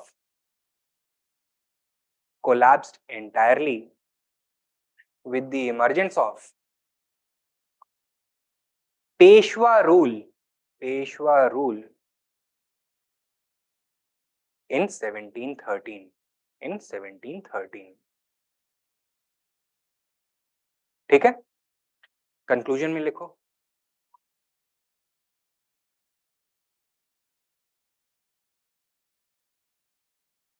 While the importance of Shivaji's leadership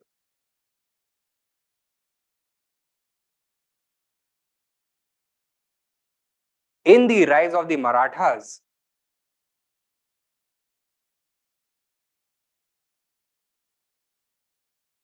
cannot be ignored,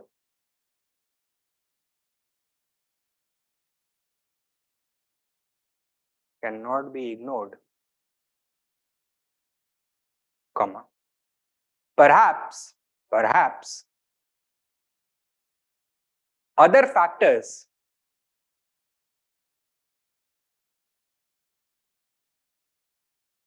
that facilitated this process should also be considered.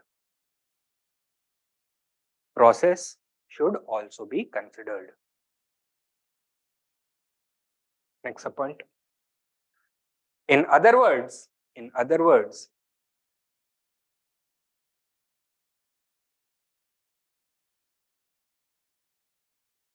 Shivaji's role should not be exaggerated, and his leadership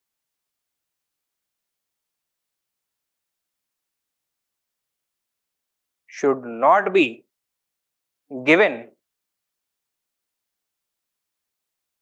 the sole credit, the sole credit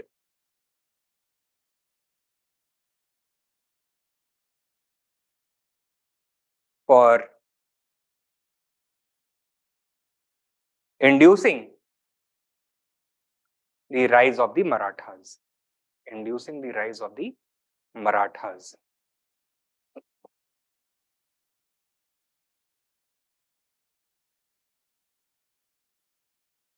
ठीक है, तो ये हो गए 4 perspectives. Number 5, the role of the Mughal expansion in the Deccan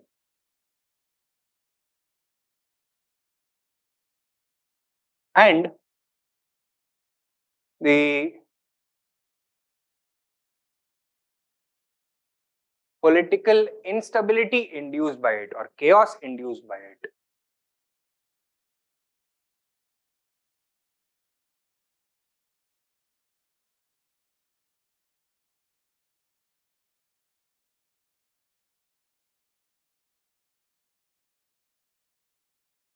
According to revisionist historians such as Andre Wink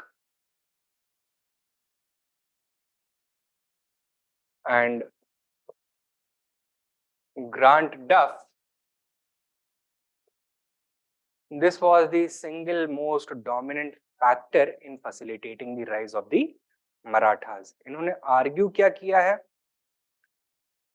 that as the Mughal invasion began, the Deccani Sultanates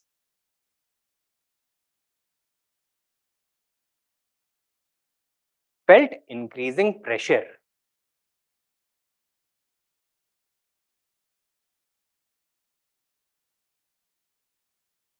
ठीक है? In their desperation, they turned towards the Marathas and began employing them in large numbers as soldiers and mercenaries.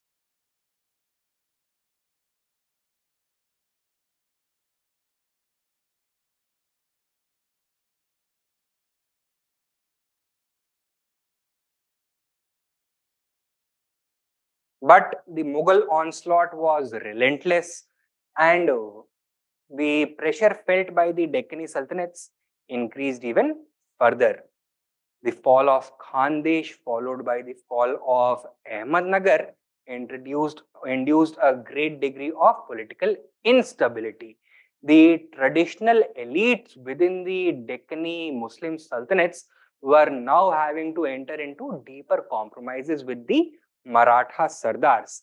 And Maratha Sardars were now invited to join the Deccani ruling class as well. Right? So,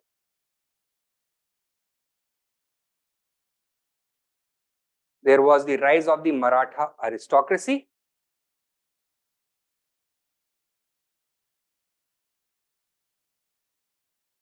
as well as officials. ठीक है? Is this clear? And in service to these Deccani sultanates, especially those of Ahmednagar and Bijapur, the Marathas gained valuable military and administrative experience.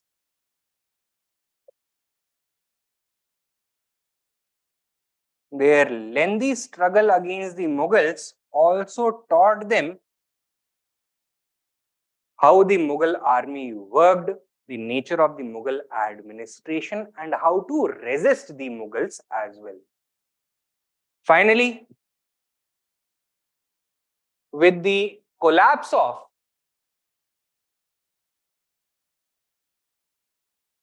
the Deccani Sultanates,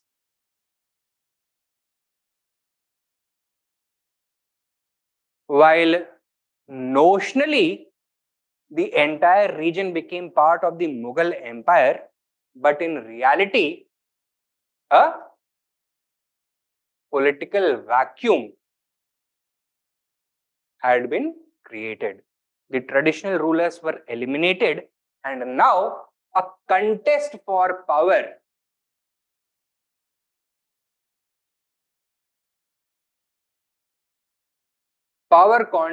contest emerged in the Deccan for supremacy between whom? Between the Marathas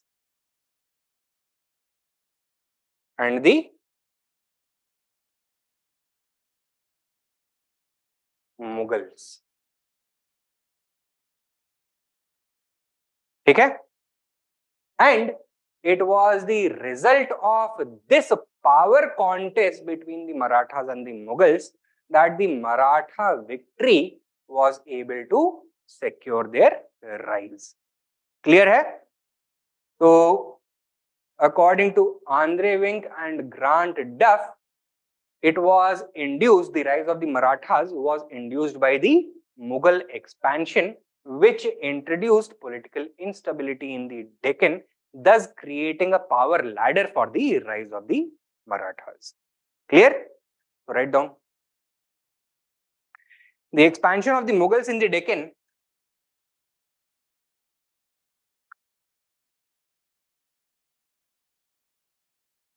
created political instability. Created political instability.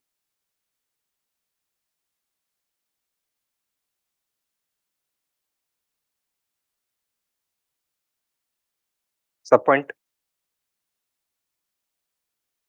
The Deccani Sultans,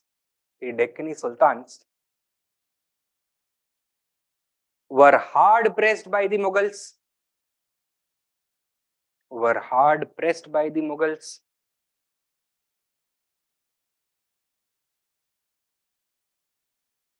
And turned towards the Marathas for support.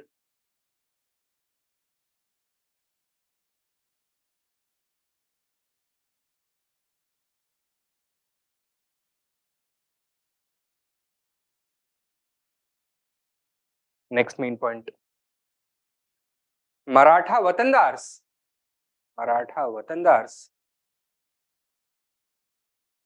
were even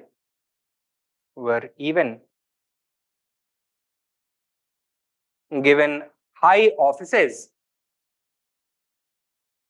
within Deccani administration.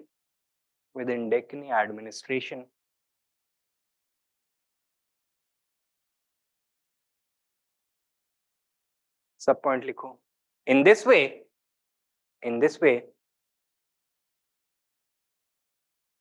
they gained, the Marathas gained valuable military and administrative experience.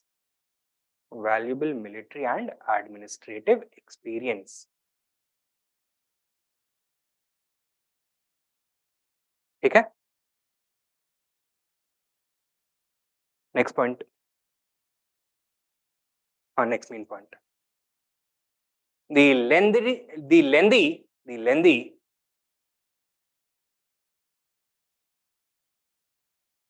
Deccani struggle against the Mughals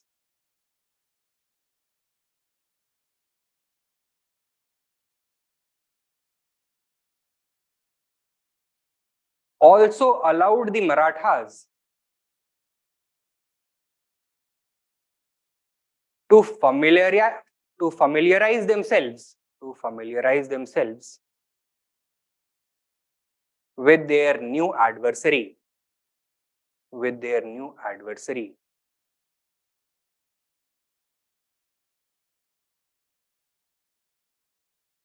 While the surviving Deccani sultanates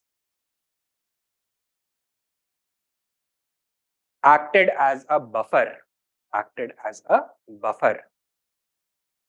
ठीक है? So this was a time when the Marathas were still becoming militarily and politically powerful. इनका rise अभी complete नहीं हुआ था. And had they come into direct conflict with the Mughals, they may not have survived, क्योंकि अभी Mughals को ना उतने अच्छे से जानते थे, ना ही अपना पावर कंसोलिडेट कर पाए थे. So the lengthy struggle of the Marathas and the Deccani states was a very crucial period for the Marathas. For the Deccani states and the Mughals was a crucial period for the Marathas. This was used as an opportunity by the Marathas to strengthen themselves locally by further pressurizing the Deccani states into granting them more and more concessions. Since the Deccani states were becoming increasingly dependent on them, they felt helpless. तो धीरे धीरे यहाँ पे जो ruling class है that was being replaced by the Marathas. Is this clear? Next point लिखो. हाँ, next main point. The ultimate collapse of the Deccani Sultanates. The ultimate collapse of the Deccani Sultanates created a political vacuum. Created a political vacuum in the Deccan. In the Deccan. And a power contest emerged between in the Deccan and a power contest emerged between the Mughals and the Marathas.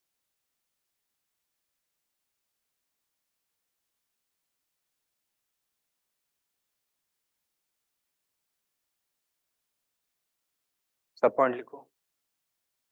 It was at this juncture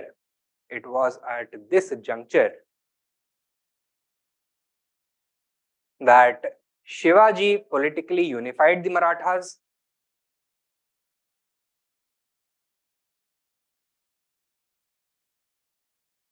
and began his military campaign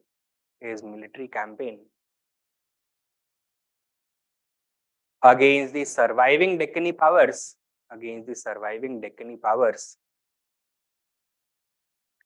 and the Mughals.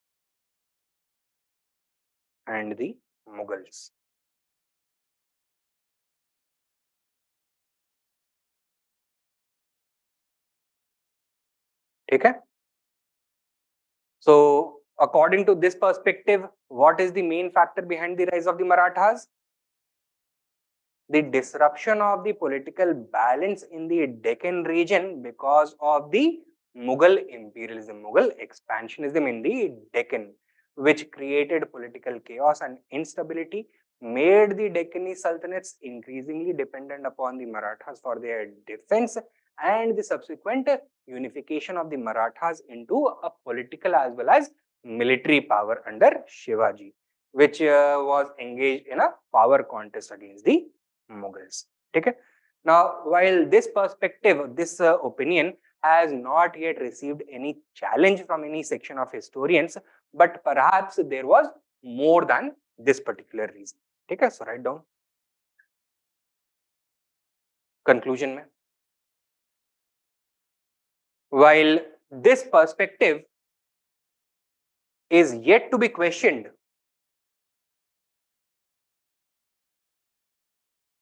but perhaps other factors were also responsible.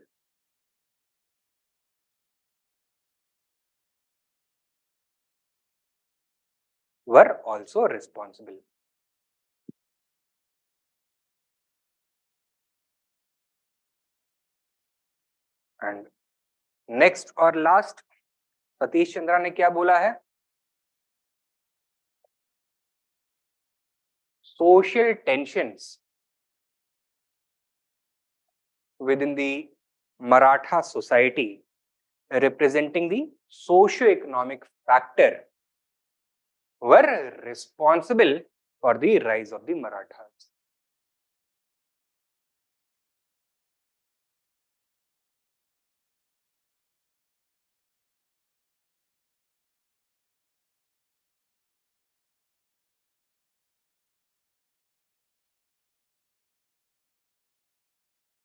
What was the nature of the Maratha society before the rise of Shivaji? It was characterized by the presence of a hierarchical social order in which there was the presence of an economically dependent, economically dominant caste-based aristocracy of Deshmukhs, Watandars, Mirasidars, etc. So there was a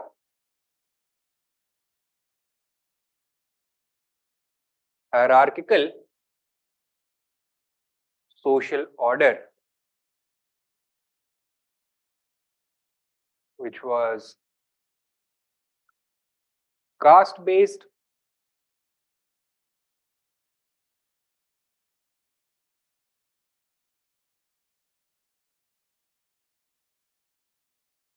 discriminatory, and aligned with the economic divisions as well. So it was the basis for economic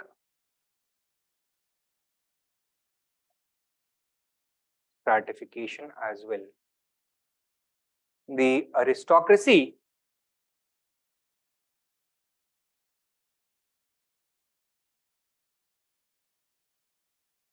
consisting of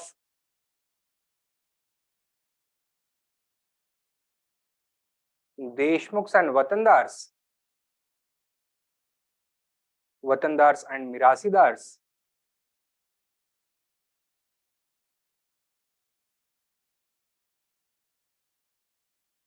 almost all came from the Brahmin and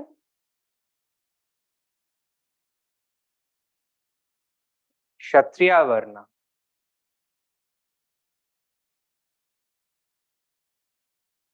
or they at least claimed Brahmin and Kshatriya status. They constituted the military aristocracy. Since they were using their hereditary powers or hereditary titles on land to raise their own armies, construct their own forts and bastions, right? Maintain their own defenses and use their armies to attack neighboring areas, both within the Marathi speaking regions and outside the Marathi speaking regions. And since they were the militarily dominant group, they were able to use their military strength even against their own people. Okay? So they constituted an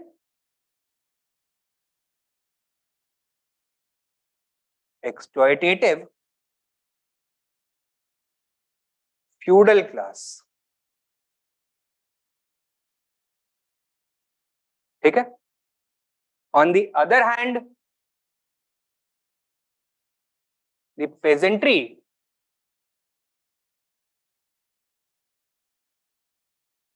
all came from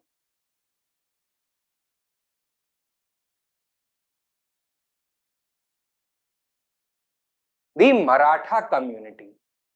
Within the Varna system, their position had always been ambiguous.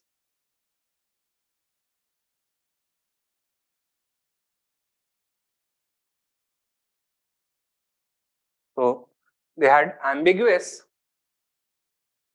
Varna status. So were they considered the equals of the Brahmin and Kshatriyas, Deshmukhs, or their inferiors? They were socially inferior.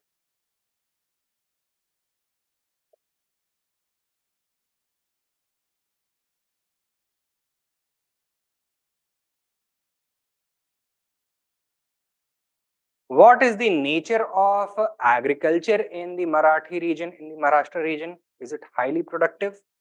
No. Land is largely unfertile. Terrain is hardy and rocky. Arid and subarid conditions prevail over large portions of Maharashtra, and thus they were also suffering from poverty.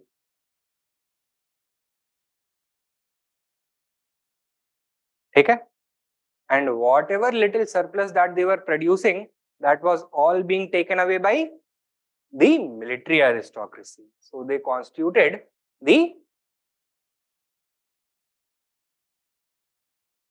exploited class. ठीक है? तो Marxist historians को इसमें क्या दिखेगा? A class struggle between the peasantry and the aristocracy.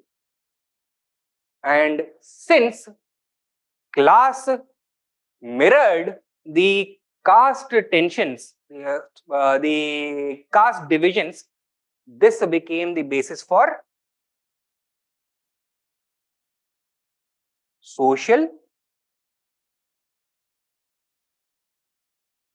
tensions within the Maratha society. It became the basis for class struggle within the Maratha society. Okay? Now, while the Maharashtra Dharma tried to mitigate this class struggle and social tensions, it was not completely successful. What it was able to do was simply provide the ideological basis for social equality and end of caste-based discrimination. Not caste-based distinctions, but only caste-based discrimination. Okay? It was Shivaji who brought about a significant transformation in the Maratha society for the first time. He also belonged to the Maratha group, right? And upon becoming Chhatrapati, what was his first action?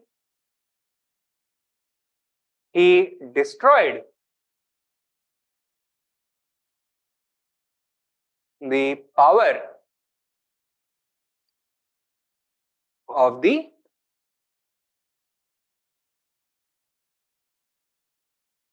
देशमुख्स. ठीक है?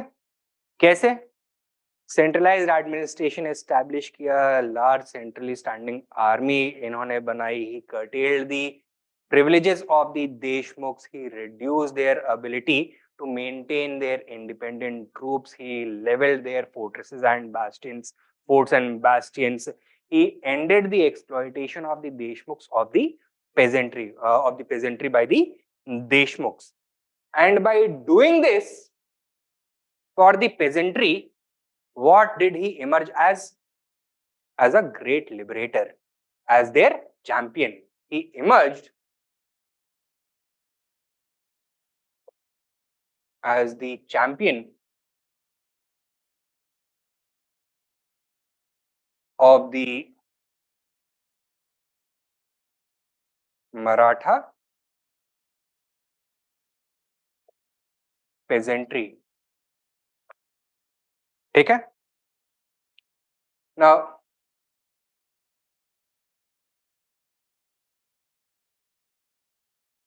upon his coronation, what did he do? He claimed to be a descendant of the Sisodia clan. He claimed that Maharana Pratap was one of his forefathers and adopted which Varna? Kshatriya Varna. He adopted the title Kshatriya Kulvatsama as well.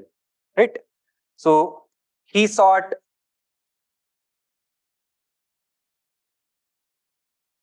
ideological legitimacy by adopting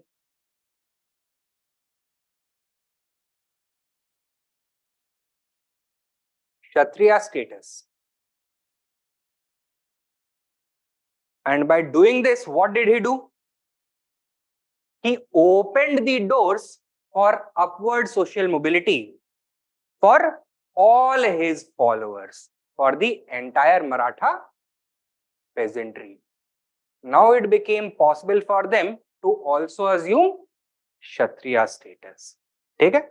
So this is how he resolved the social tensions existing within the Marathi society. And by doing this, by emerging as the champion of the Maratha peasantry, he was able to mobilize the large support base of the socially cohesive and you can say economically united group right क्योंकि ये economically भी इनके shared interest थे they were the oppressed class they were the exploited class और same language बोलते थे same culture को follow करते थे and now they had something to look forward ठीक है so this became the basis for the rise of the Marathas. Shivaji's ability to open the doors for upward social mobility for the rank and file of the Marathi peasantry, liberating them from the exploitation of the Deshmukhs and thus mobilizing their large manpower.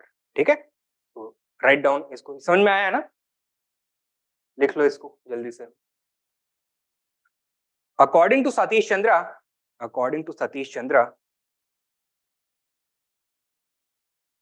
Maratha society was characterized by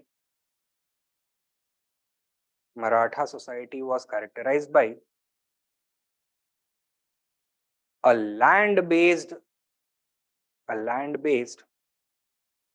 social hierarchy.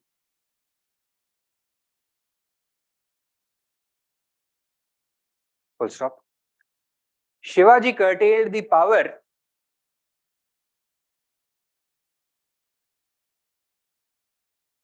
of the big Deshmukhs and established supervision over them.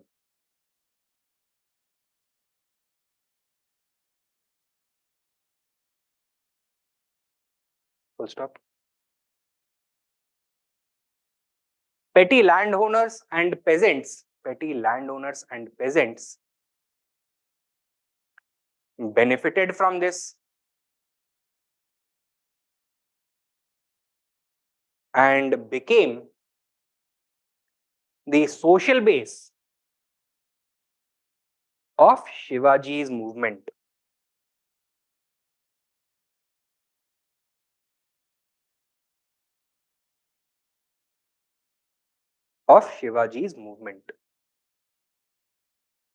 Next point.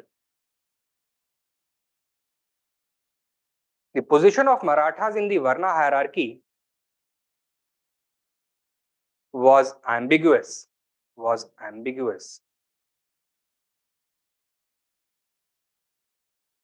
The social, क्या लिखा है अभी आपने? The position of the Marathas in the Varna hierarchy was ambiguous.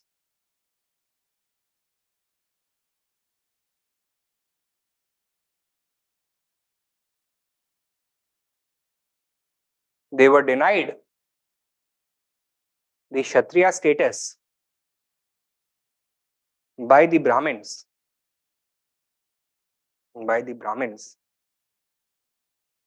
And this resulted in deep resentment.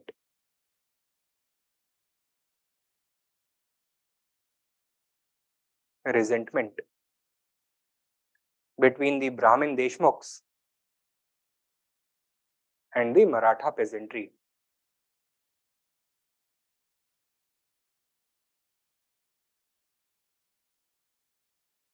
Full stop. Next point. However, Shivaji's claim of Kshatriya status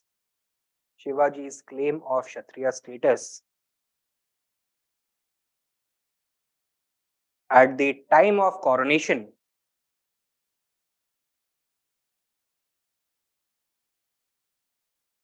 flung open the gates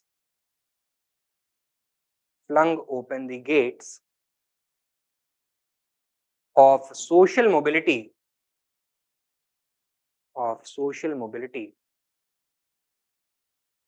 for the ordinary Maratha peasant.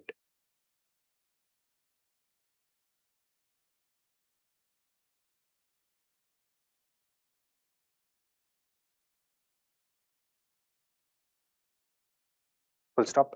This became the basis. This became the basis for their enthusiastic support of Shivaji's political and administrative reforms. Shivaji's political and administrative reforms.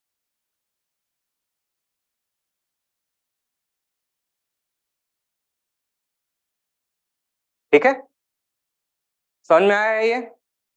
So these are the 6 prominent perspectives that have been put forward by different schools of historians to explain the rise of the Marathas. तो कुछ तो हमने outright reject कर दिए हैं, but some others have been accepted. Conclusion लिख लो एक छोटा सा. Conclusion. Thus, it was not religion or nationalism, but social and political factors.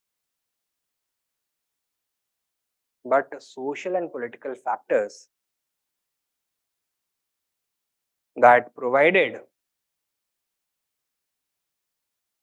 the basis for the rise of the Marathas.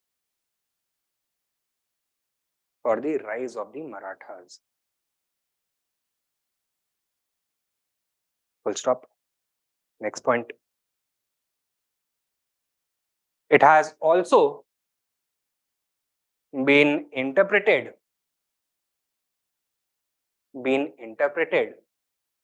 as the assertion of regional independence against central control.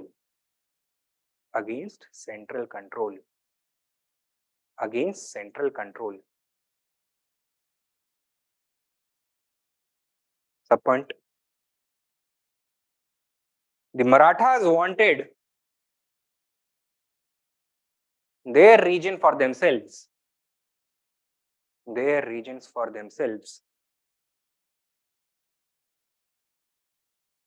for which an ideal background was created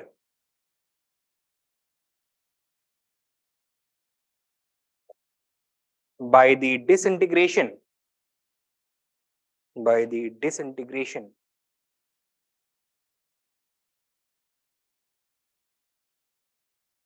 of the Deccan Sultanates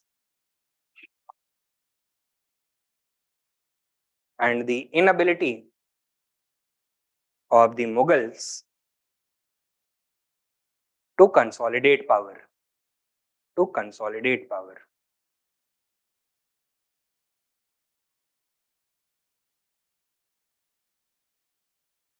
Next point.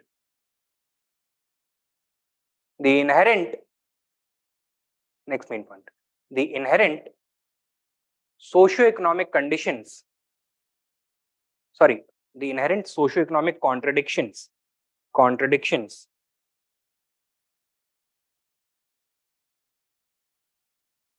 helped in mobilizing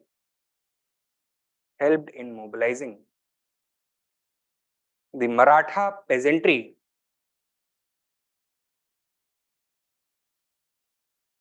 which became the social base of Shivaji's political movement.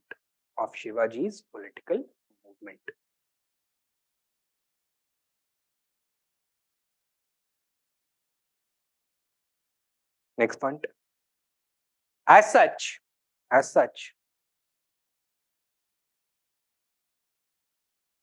multiple factors contributed to the rise of the Marathas.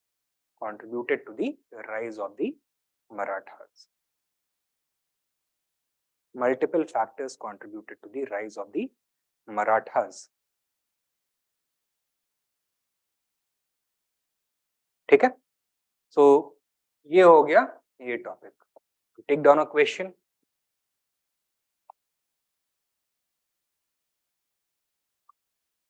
Elaborate the different perspectives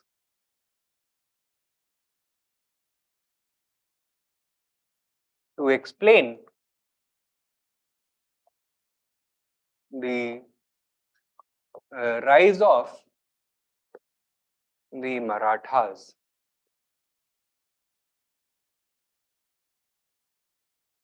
Next question. Discuss the role of the Maharashtra Dharma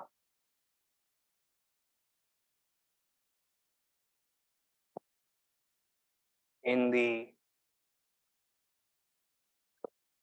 rise of the Marathas. Full stop. The rise of the Marathas as a regional power in the mid 17th century was the outcome of Mughal expansionism.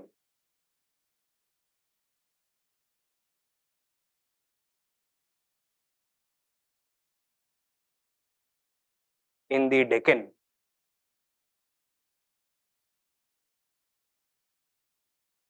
Full stop.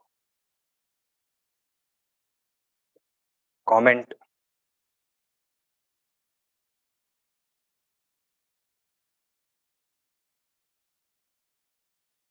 Next.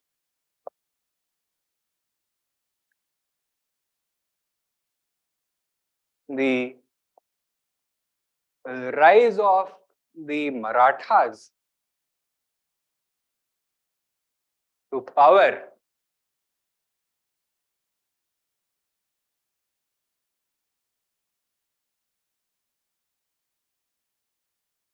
was the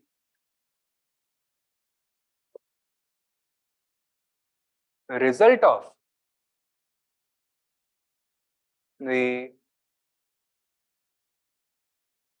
resolution of social tensions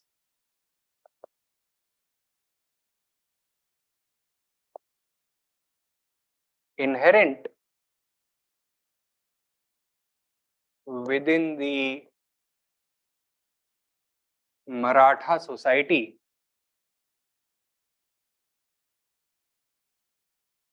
rather than the product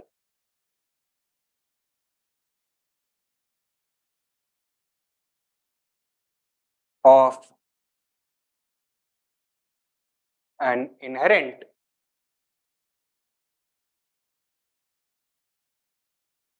social cohesion.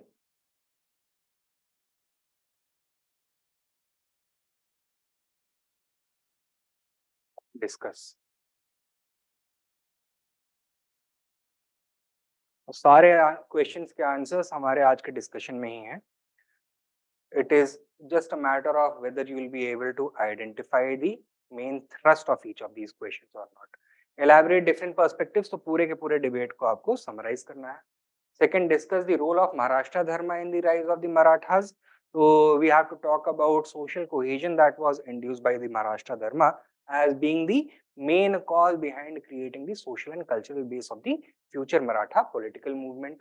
Rise of the Marathas as a regional power in the mid 17th century was the outcome of Mughal expansionism in the Deccan. So we have to talk about the perspective given by Grand Ruff and Andre Wink that वहाँ पे Deccan में एक political vacuum create हुआ which was later occupied by the Marathas. Rise of the Marathas to power was the result of the resolution of social tensions. जो सतीश चंद्रा ने and में बोला है दैट जो लैंड बेस्ड हायरार्किकल ऑर्डर था which was also coinciding with caste divisions that was resulting in inherent social tensions. The resolution of that, rather than the presence of an inherent social cohesion, that was argued upon by those who had suggested that Maharashtra Dharma brought about social cohesion. That was the main reason for the rise of the Marathas. So first we'll have to give this perspective, then usko contest karna padega, usko contradict karna padega with this perspective. So this question will have to be answered in the form of a debate. Clear है? हो जाएंगे questions? समझ में आया है? चलिए. Online students, any doubts?